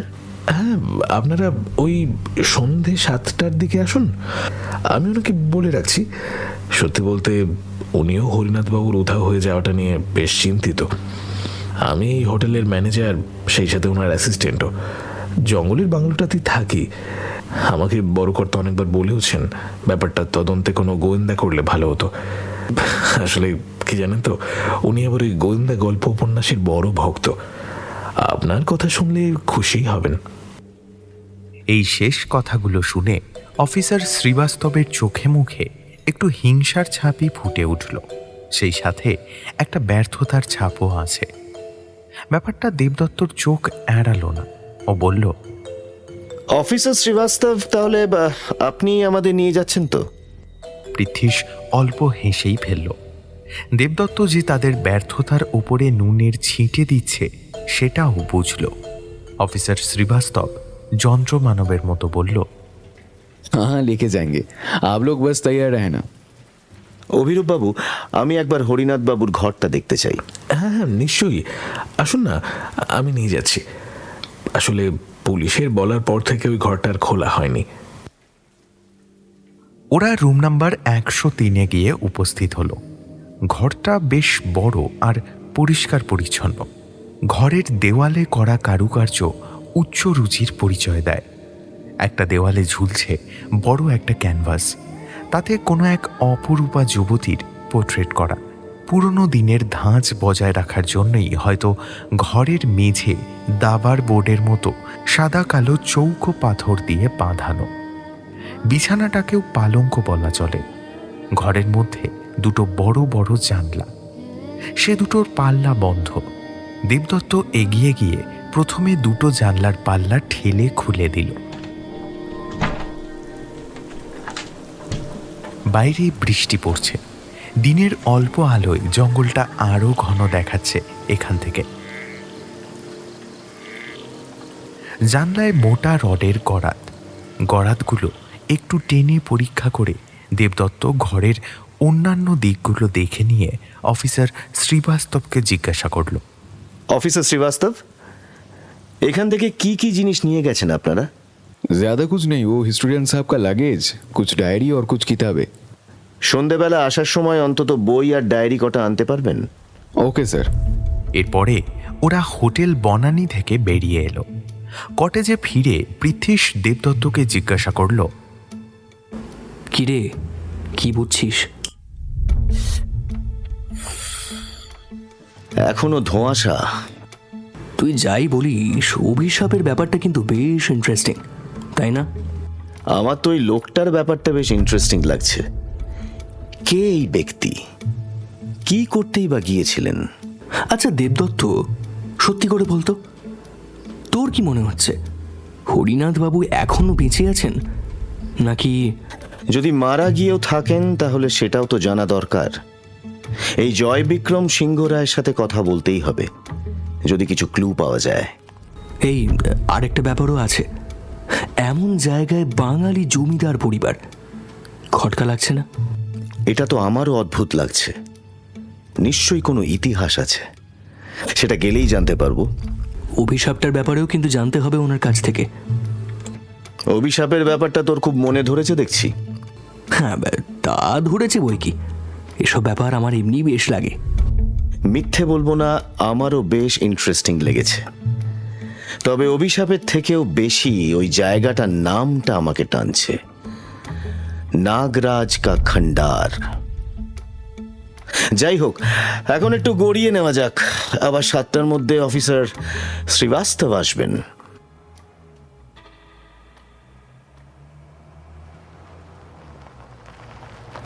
বৃষ্টি অনেকটা ধরে এসেছে। বড় লোহার গেটটার সামনে এসে থামল পুলিশের জিপটা। গেটের পাশে কালো ফলকে বাংলায় খোদাই করা বাড়ির নাম আরণ্যক। বাড়িটা পুরনো হলেও বেশ ভালোভাবেই পরিচর্যা করা হয়, সেটা বোঝা যায়। একজন ওয়াচম্যান গেট খুলে দিলে জিপটা ভিতরে ঢুকে বাড়ির সামনে থামল। বাড়িটা একতলা, কিন্তু বেশ বড়। চারিদিকে গাছপালা, এক প্রকার জঙ্গল হয়ে আছে। মিস্টার নাগ দাঁড়িয়েছিলেন, এবারে হাসি মুখে এগিয়ে এলেন। নমস্কার, আসুন আসুন আসুন, বড় কর্তা আপনাদের জন্য অপেক্ষা করছেন। অফিসার শ্রীবাস্তব, পৃথ্বীশ আর দেবদত্ত মিস্টার নাগের সঙ্গে আরণ্যকের ভেতরে চলে গেল।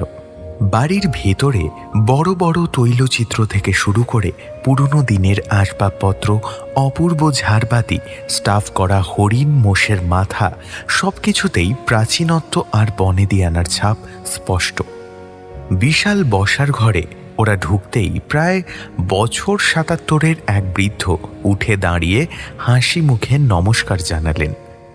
বৃদ্ধের বয়স অত হলেও এখনও বেশ শক্তপোক্তই আছেন। মাথার ঘন চুল শ্বেত শুভ্র, ফর্সা গালে গোঁফদাড়ির লেশ মাত্র নেই। গোল্ডেন ফ্রেমের চশমার তলায় থাকা চোখ দুটোয় কিন্তু বয়সের ছাপ পড়েনি, সে দুটো এখনও বেশ উজ্জ্বল।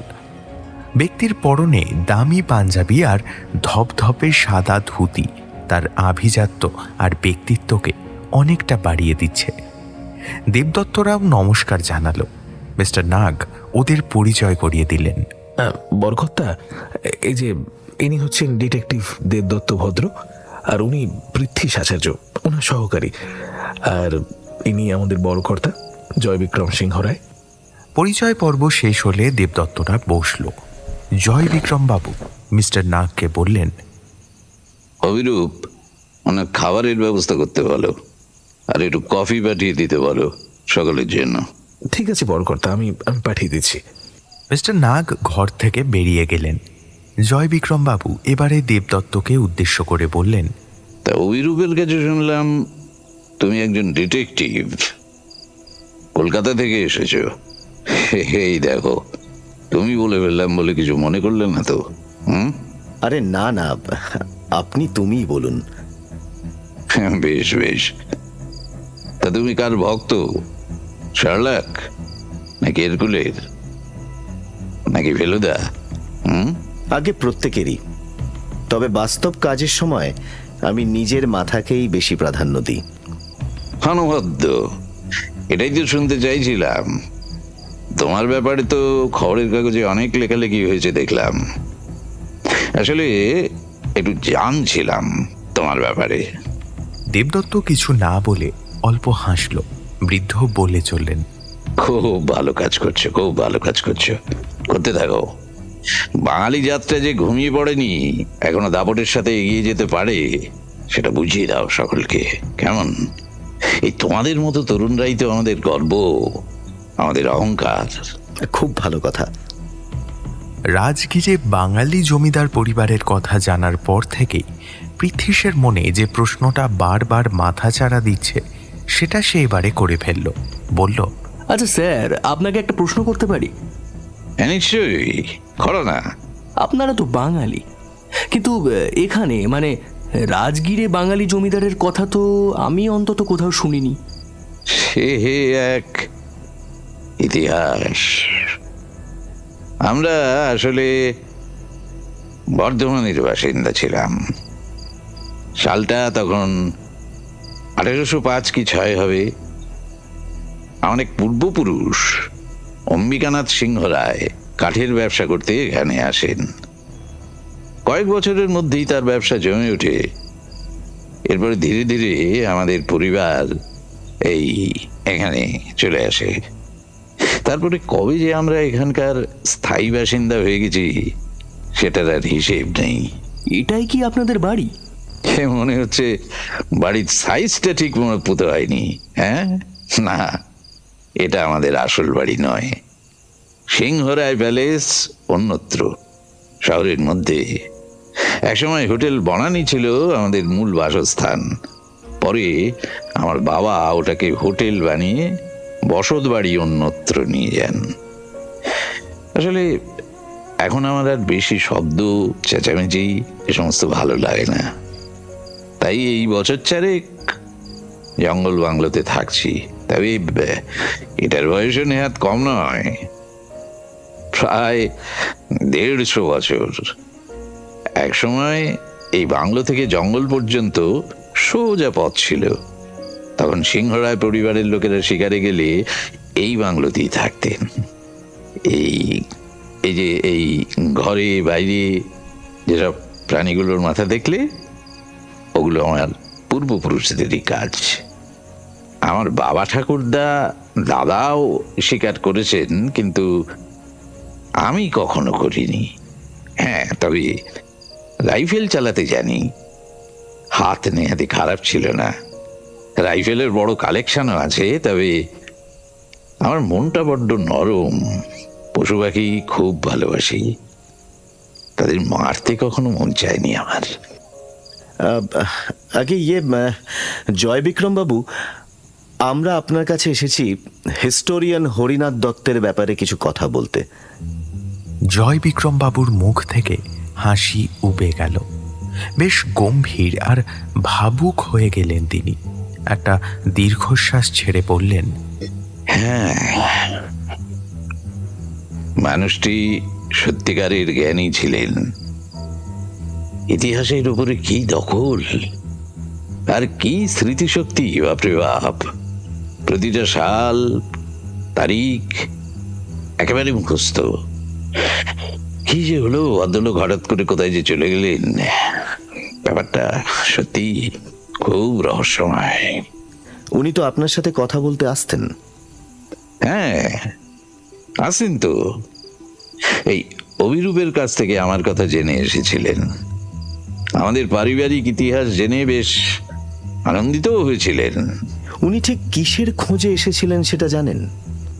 উনি মূলত প্রাচীন মগধের এক রাজবংশ নিয়ে রিসার্চ করছিলেন, শিশুনাগ রাজবংশ।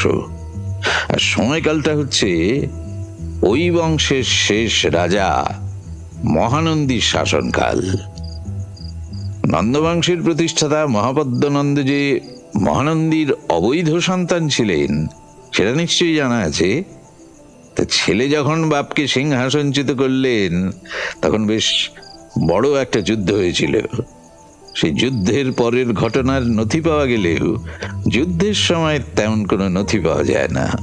ওই সেসবই খুঁজছিলেন। কোনো অস্ত্রের ব্যাপারে কিছু বলে যাননি? প্রশ্নটা করেই পৃথ্বীশ চুপ করে গেল। কারণটা হচ্ছে দেবদত্তর চোখ। ওই চোখ স্পষ্ট বলে দিচ্ছে প্রশ্নটা করা ওর উচিত হয়নি। বৃদ্ধ জয় বিক্রম বাবু বললেন, অস্ত্র কই না, তেমন কিছুর কথা তো বলেননি। আচ্ছা, ওই হোটেলের রুম বয়ের কাছে শুনলাম হরিনাথ বাবু নাকি প্রায় জঙ্গলে যেতেন। হ্যাঁ, যেতেন তো। সাহস বলিহারি ভদ্রলোকের। পান্তের জঙ্গলের বেশ কিছু জায়গায় হাঁটতে ফরেস্ট গার্ডরা ভয় পায়। উনি কোনো গার্ড ছাড়াই একাই কি অনায়াসে চলে যেতেন জঙ্গলে। ওনার রাইফেল ছোড়ার হাতও দুর্দান্ত।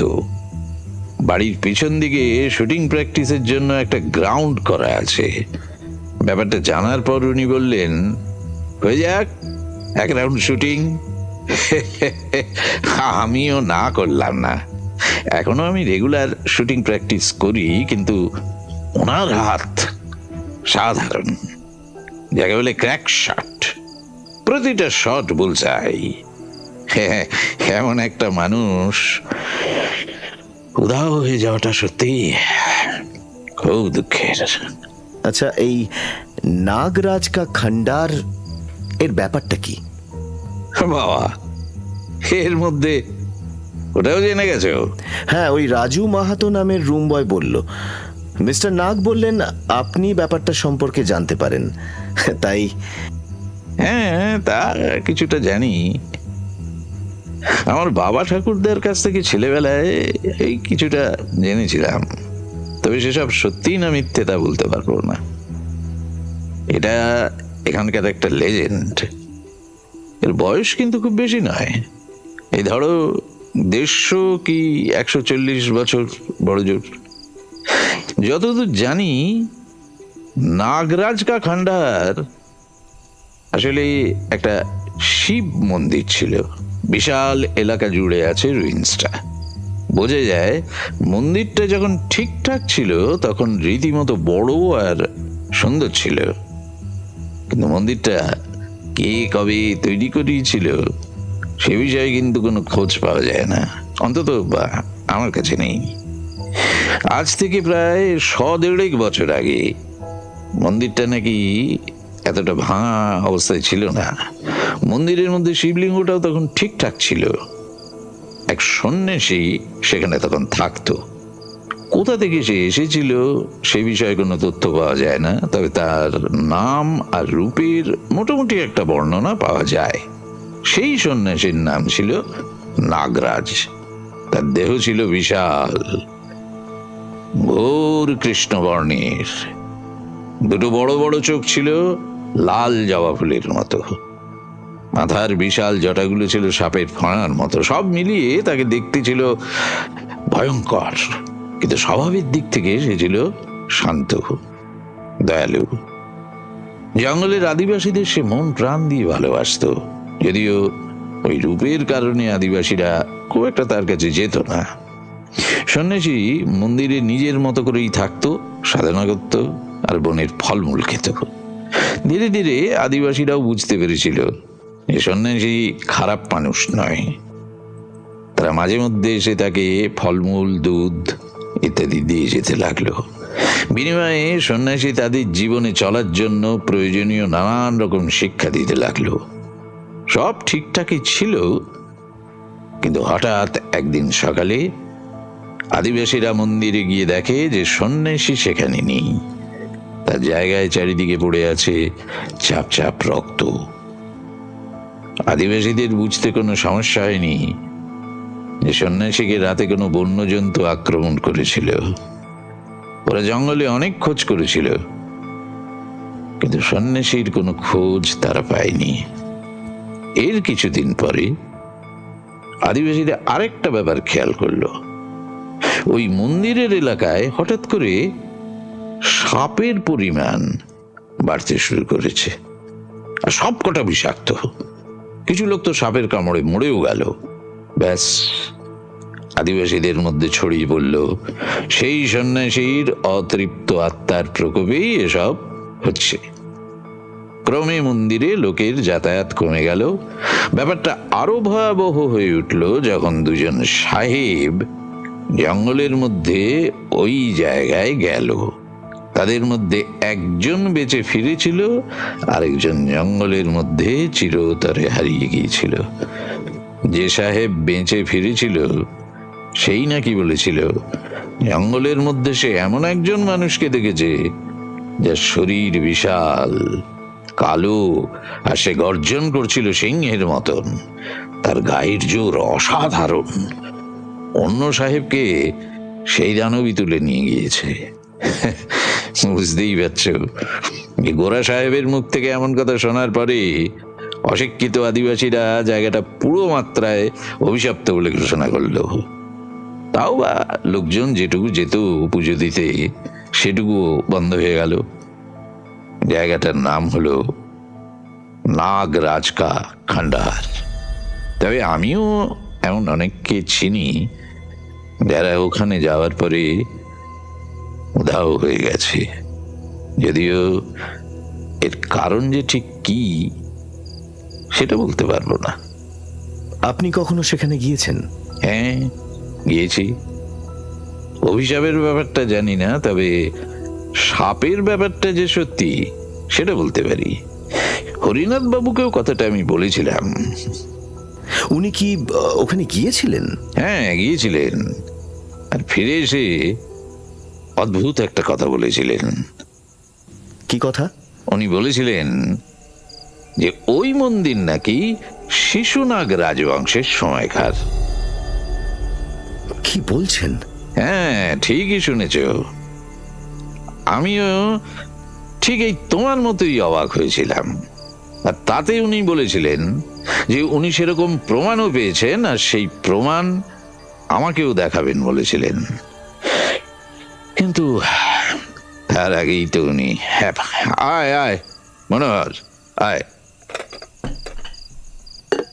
মধ্য 40-এর এক ভৃত্য স্থানীয় লোক এসে আমাদের সামনে কফি রেখে দিল। জয়বিক্রম বাবু তাকে জিজ্ঞাসা করলেন, এই মনোহর, এই অভিরূপ কোথায় রে? চাকর জানালো তিনি একটু বইপত্তর নিয়ে বসেছেন, তারপরে চলে গেল ঘর থেকে। দেবদত্ত এবার জিজ্ঞাসা করল, আপনি বললেন এমন অনেকেরই কথা জানেন যারা ওই জঙ্গলে ওই জায়গায় গিয়ে উধাও হয়েছে। তা হরিনাথ বাবুর আগে শেষ কবে মানুষ উধাও হয়েছিল? উনি এখানে আসার ঠিক 2 মাস আগে দুজন এসেছিলেন, একজন ব্রিটিশ বৃদ্ধ আর একজন ভারতীয় যুবক। তারাও আমার খোঁজ পেয়ে নাগরাজ কা খান্ডারের ব্যাপারেই কথা বলতে এসেছিল। আমার কাছ থেকে জায়গাটায় যাওয়ার পথ আর ইতিহাসটা জেনে চলে গিয়েছিল। সেই বৃদ্ধ বলেছিলেন তিনি সিডনিতে একটা হিস্টোরিক্যাল সোসাইটির সাথে নাকি যুক্ত।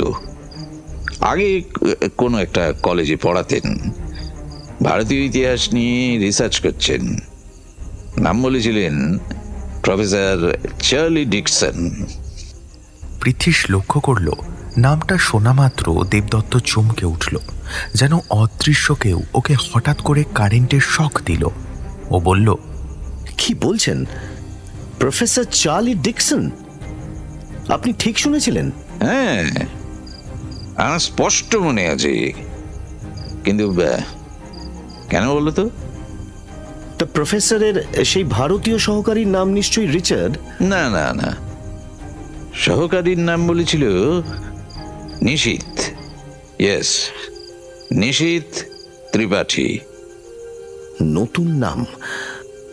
সহকারীটি লম্বা চওড়া ফর্সা ছিল? না, একেবারেই না, উল্টে বেশ রোগাসোগা কালো। হ্যাঁ, রোগাসোগা কালো ছিল। আর প্রফেসর? টকটকে ফর্সা গায়ের রং, মুখে খোঁচা খোঁচা দাড়ি গোফ, আর মাথায় টাক ছিল। উচ্চতায় এই ধরো 5 ফুট 7 কি 8, টিকলো নাক ছিল, আর চোখে রিমলেস চশমা। কিন্তু ব্যাপারটা কি? হ্যাঁ, যিনি আপনার কাছে এসেছিলেন তিনি সম্ভবত বর্তমানে শ্রেষ্ঠ অ্যান্টিক স্মাগলার। লোকটা 1 নম্বরে ফন্দিবাজ আর জোচ্চোর। প্রফেসর চার্লি ডিকসন আদৌ ওই ব্যক্তির নাম কিনা সে বিষয়ে কোনো শিওর এভিডেন্স নেই। কত দেশের পুলিশ আর গোয়েন্দা যে ওই লোকটার পেছনে পড়ে আছে তা ঠিক নেই। তবে ইতিহাসের প্রতি লোকটার জ্ঞান আর বুদ্ধি অসাধারণ। লোকটা একটা আস্ত শয়তান।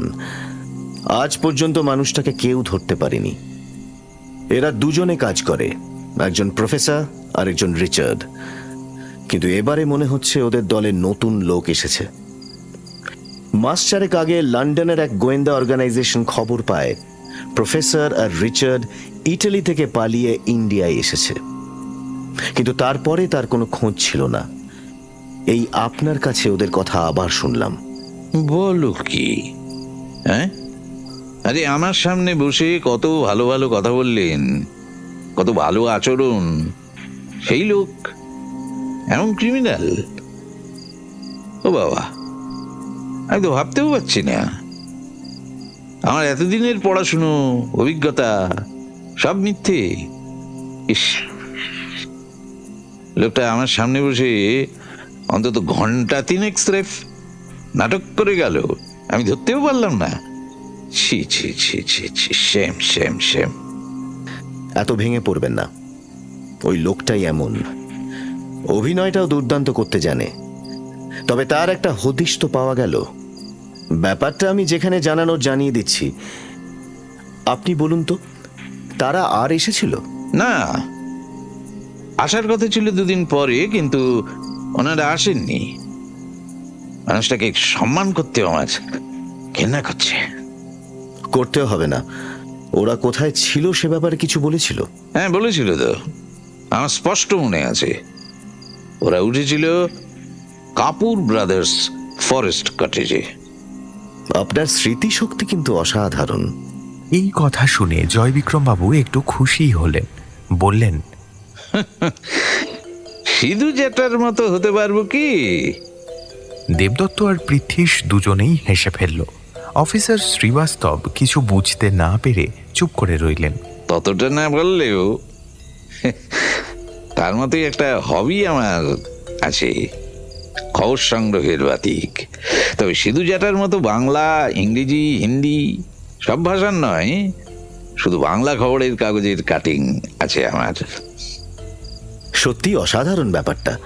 এই কেসটা মিটে গেলে না হয় একদিন সেসব দেখতে আসবো। হ্যাঁ হ্যাঁ, নিশ্চয়ই নিশ্চয়ই, তোমাদের যখন ইচ্ছে আসবে। তোমাদের জন্য আমার এই দুয়ার সর্বক্ষণ খোলা থাকবে। শুধু একবার ওই অভিরূপকে জানিয়ে দিও, তাহলেই হবে। নিশ্চয়ই।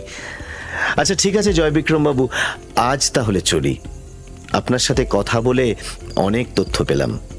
আপনাকে অসংখ্য ধন্যবাদ। না না না, আরে আরে কি আশ্চর্য, চলে যাবে কি কথা, একটু কিছু খেয়ে যাও। না না না, তার কোনো দরকার নেই। নষ্ট করবার মতন সময় আমার হাতে নেই।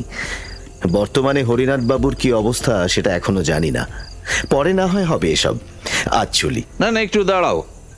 এই মনোহর, অভিরূপকে ডেকে আন। তা তোমরা কোথায় থাকছো? জঙ্গলের কাছে একটা ফরেস্ট কটেজে। না না, আমি বলি কি, এখানে চলে এসো না। হ্যাঁ, আসলে সারা জীবন শুধু গোয়েন্দা গল্প পড়েই কাটিয়ে দিয়েছি। সত্যিকারের একজন গোয়েন্দাকে যে কখনো দেখতে পাবো সেটা তো কখনো ভাবিনি। এই বুড়োটার অনুরোধ একটু রাখো, এখানে চলে এসো। আমার এই আরণ্যক দেখতে ছোট লাগলেও ঘরের কোনো অভাব নেই।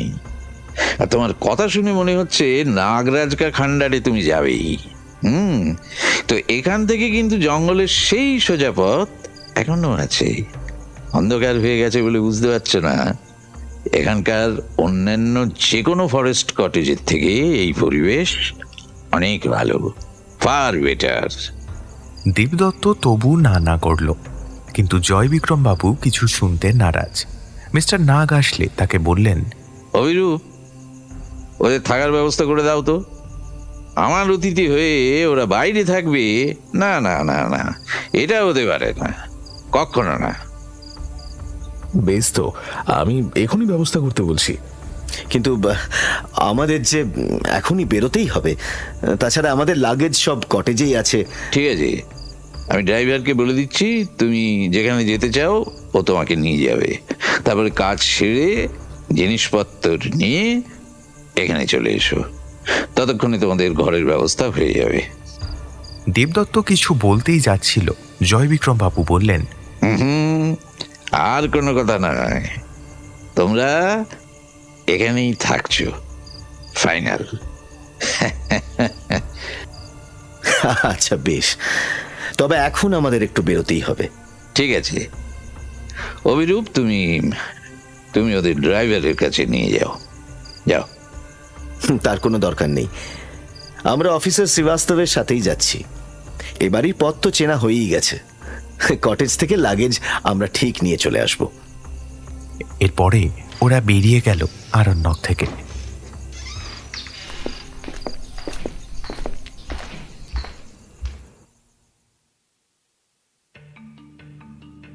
তন্ময়বাবু সাধারণত সকাল 7:30 নাগাদ ঘুম থেকে ওঠেন। আজও হয়তো তেমনই উঠতেন, কিন্তু ভাগ্যের ইচ্ছে যে অন্য। পূব আকাশে সূর্য উঠেছে কিছুক্ষণ মাত্র আগে। ভোরের সকল পাখি এখনো ঘুম থেকে ওঠেনি। ঘড়ির কাঁটা জানান দিচ্ছে সময় এখন 5:20। মহানগরীর অধিকাংশই এখনো ঘুমিয়ে আছে। হঠাৎ তন্ময়বাবুর মোবাইলটা শব্দ করে বেজে উঠল। কয়েকবার রিং হয়ে বন্ধ হয়ে গেল। কয়েক সেকেন্ড পরে আবার বেজে উঠল মোবাইলটা। এবারে তন্ময়বাবুর ঘুম ভাঙল। তিনি ঘুম জড়ানো চোখে একবার টেবিলে থাকা ডিজিটাল ওয়াচটাকে দেখলেন। সময় দেখে একটু বিরক্তই হলেন। বিড়বিড় করে বললেন, ওহ, এত সকালে আবার কে? মোবাইল তুলে স্ক্রিনে দেখলেন আননোন নাম্বার। একটা হাই তুলে কল রিসিভ করলেন। হ্যালো, কে? মোবাইলের অন্য দিক থেকে ভারী গম্ভীর পুরুষ কণ্ঠ ভেসে এলো। Hello mister Dutta, good morning. যদিও কথাগুলো শোনার পর আপনার মর্নিংটা আর গুড থাকবে কিনা সেটা জানি না। আর কে? সাত সকালে ইয়ার কি হচ্ছে নাকি?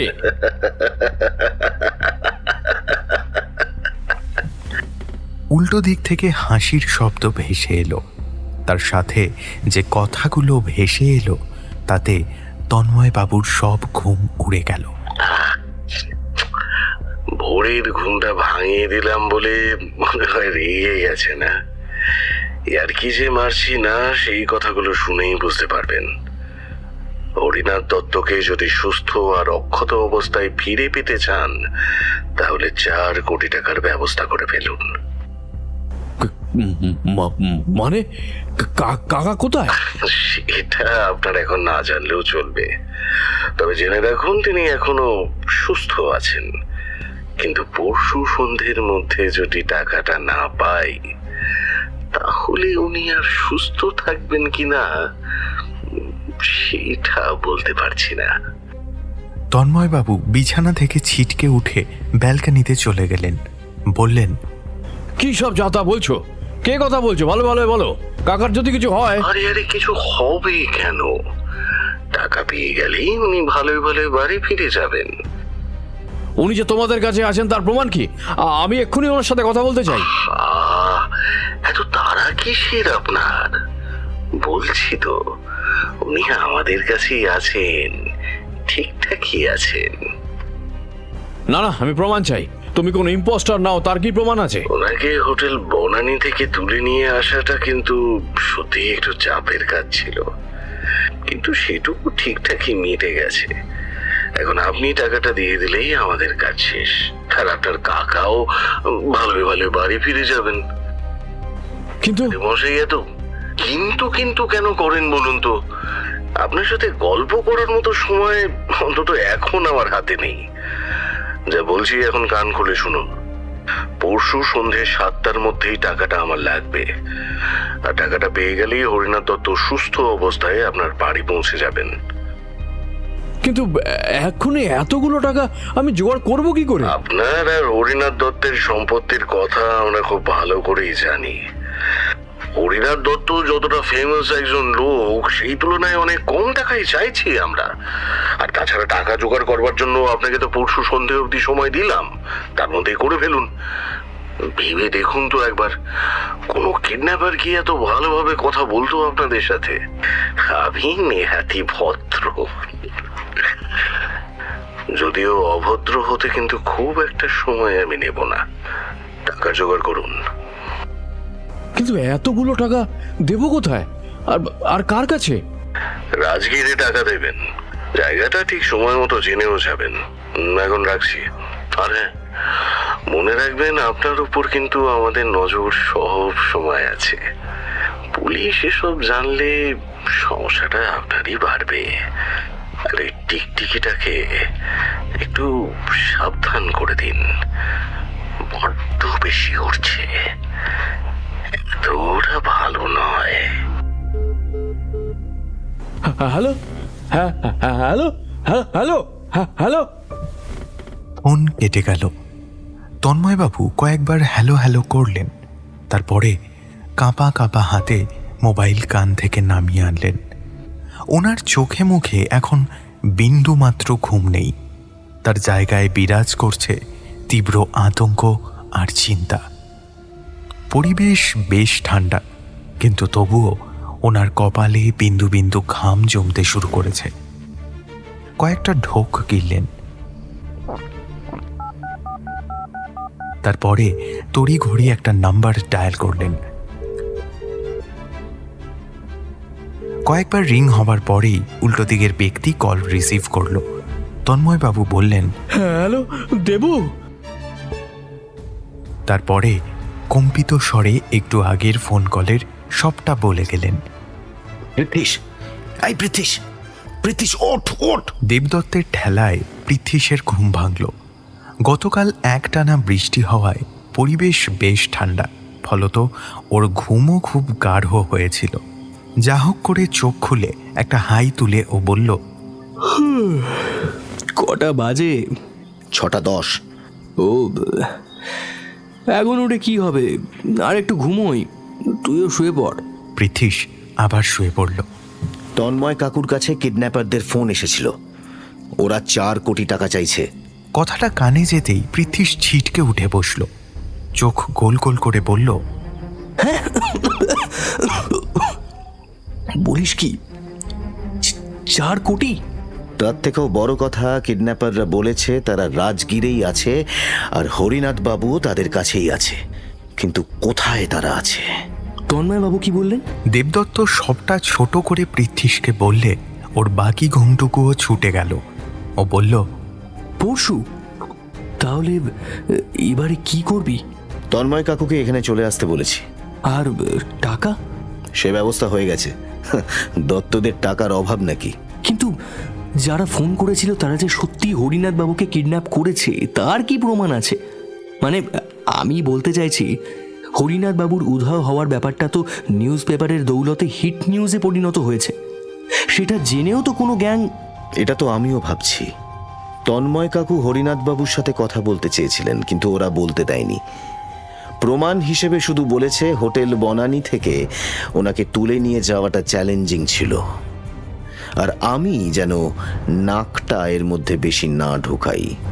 আর টাকা যদি না দেওয়া হয়? সিম্পল ব্যাপার। পুলিশকে জানানোর চেষ্টা করলে বা টাকা ঠিক সময় না পেলে হরিনাথ বাবুর লাশটা ফেরত আসবে। তাও আসবে কিনা সন্দেহ। এই দাঁড়া দাঁড়া, কেস তো তাহলে সহজ হয়ে গেল। এবারে তো শুধু তোর কোনো একটা মার্কা মারা ফাঁদ পেতে শিকার ধরার পালা। না ওয়াটসন, ব্যাপারটা আমার অতটা সহজ বলে মনে হচ্ছে না। কেন? কিডন্যাপারের কল এসে গেছে, টাকা চাওয়াও হয়ে গেছে, আরে লোকেশনের কথাও তো জানা হয়ে গেছে। আবার কি? ফালতু মাথা ঘাটানো তোর অভ্যাস হয়ে যাচ্ছে, বুঝলি তো?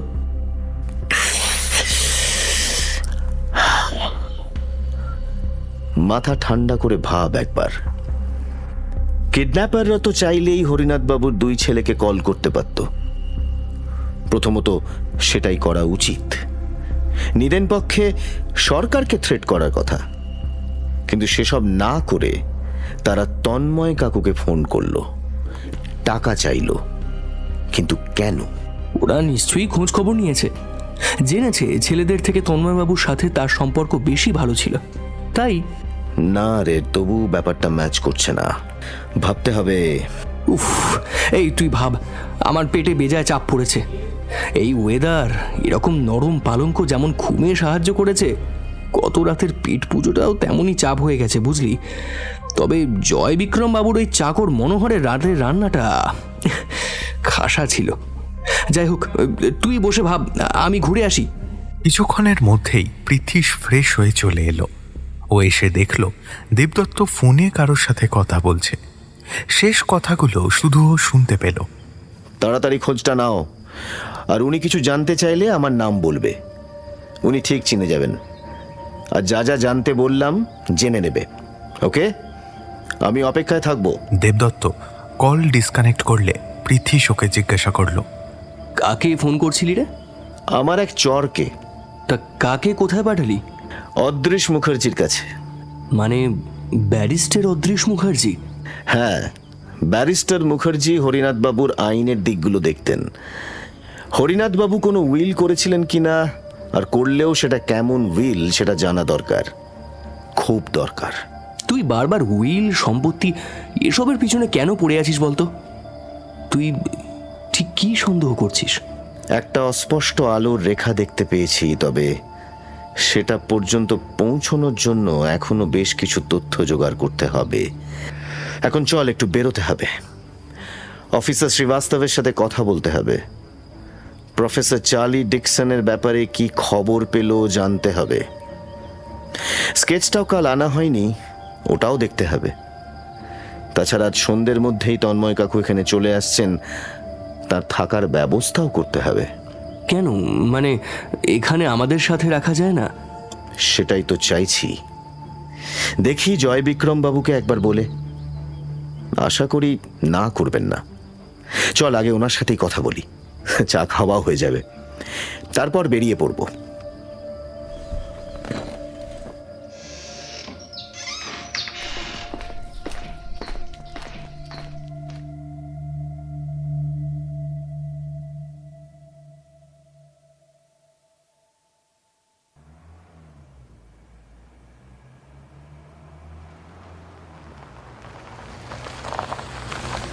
ধাবার সামনে আসতেই তন্ময়বাবুর মোবাইলটা বেজে উঠল। মোবাইলের স্ক্রিনের দিকে তাকিয়েই তিনি একটু চমকে উঠলেন। হ্যাঁ, সেই নাম্বারটা। উনি তড়িঘড়ি গাড়ির মধ্যে উঠে কল রিসিভ করলেন। হ্যাঁ, হ্যালো। টাকাটা সাথে নিয়ে বেরিয়েছেন তো? হ্যাঁ, কিন্তু তুমি কি করে? আমরা সবই জানি তন্ময় বাবু, সব জানি। আপনি কোথায় উঠছেন? এখনো ঠিক করিনি, ওখানে গিয়ে দেখবো। আমার এক বন্ধু আছেন, তার কাছেই থাকবো ভাবছি। কে? সেই টিকটিকি নাকি? না না, তাকে আমি কিছুই জানাইনি। আর পুলিশ? না, তাদেরও জানাইনি। আমাকে একটিবার কাকার সঙ্গে কথা বলতে দিন প্লিজ, একটিবার। সেটি তো এখন সম্ভব নয় তন্ময় বাবু। যা করতে বলা হয়েছে সেটা করুন, আর ঠিক সময় কাকাকে ফেরত পেয়ে যাবেন। বেশি পায়তারা করলে কিন্তু। না না না না, আমি সব করব। টাকাও তো নিয়ে যাচ্ছি, কিন্তু এটা দেবো কোথায় আর কার কাছে? সেটা আপনাকে ঠিক সময় করে জানিয়ে দেওয়া হবে। এখন good bye mister Tanmoy Dutta. Hello hello hello hello. না, আর কোনো কথা নেই। কল ডিসকানেক্ট করে দিয়েছে উল্টো দিকের ব্যক্তি। তন্ময়বাবু কিছুক্ষণ চুপ করে বসে থেকে একটা দীর্ঘশ্বাস ছাড়লেন। দরদর করে ঘামছেন তিনি। সকাল 10টার মধ্যে টাকার ব্যবস্থা করে যা হোক করে এক কাপ চা খেয়ে তিনি বেরিয়ে পড়েছেন রাজগীরের উদ্দেশ্যে। অতগুলো নগদ টাকা সাথে থাকায় গাড়িতে যাচ্ছেন একেবারে একা। ইতিমধ্যে ধানবাদ পৌঁছে গেছেন। এখনো প্রায় 6.5 ঘন্টার পথ যেতে হবে। একটু কিছু না খেলেই নয়, সেই জন্যে হাইওয়ের পাশে এই ধাবাটা দেখে গাড়ি থামিয়েছেন। কিডন্যাপার আবার ফোন করলে কি বলতে হবে সেটা দেবদত্ত বলে দিয়েছিল। উনি ঠিক তাই বলেছেন। এখন কাজ একটাই, রাজগীর রেল স্টেশনের সামনে গিয়ে দাঁড়াতে হবে। সেখানেই দেবদত্ত ওনার সাথে দেখা করবে বলেছে। তন্ময়বাবু আরও একটা দীর্ঘশ্বাস ছেড়ে গাড়ি থেকে নেমে লক করে ধাবার ভিতরে চলে গেলেন। কিছুক্ষণের মধ্যে খাওয়া শেষ করে ফিরে এসে আবার গাড়ি ছুটিয়ে দিলেন।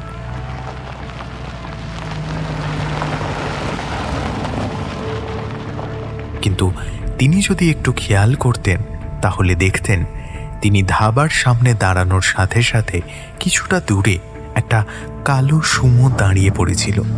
এতক্ষণ দাঁড়িয়েই ছিল।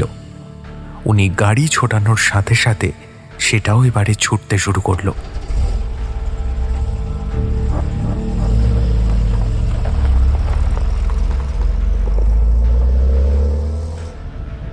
গাড়িটা কি ওনাকে ফলো করছে?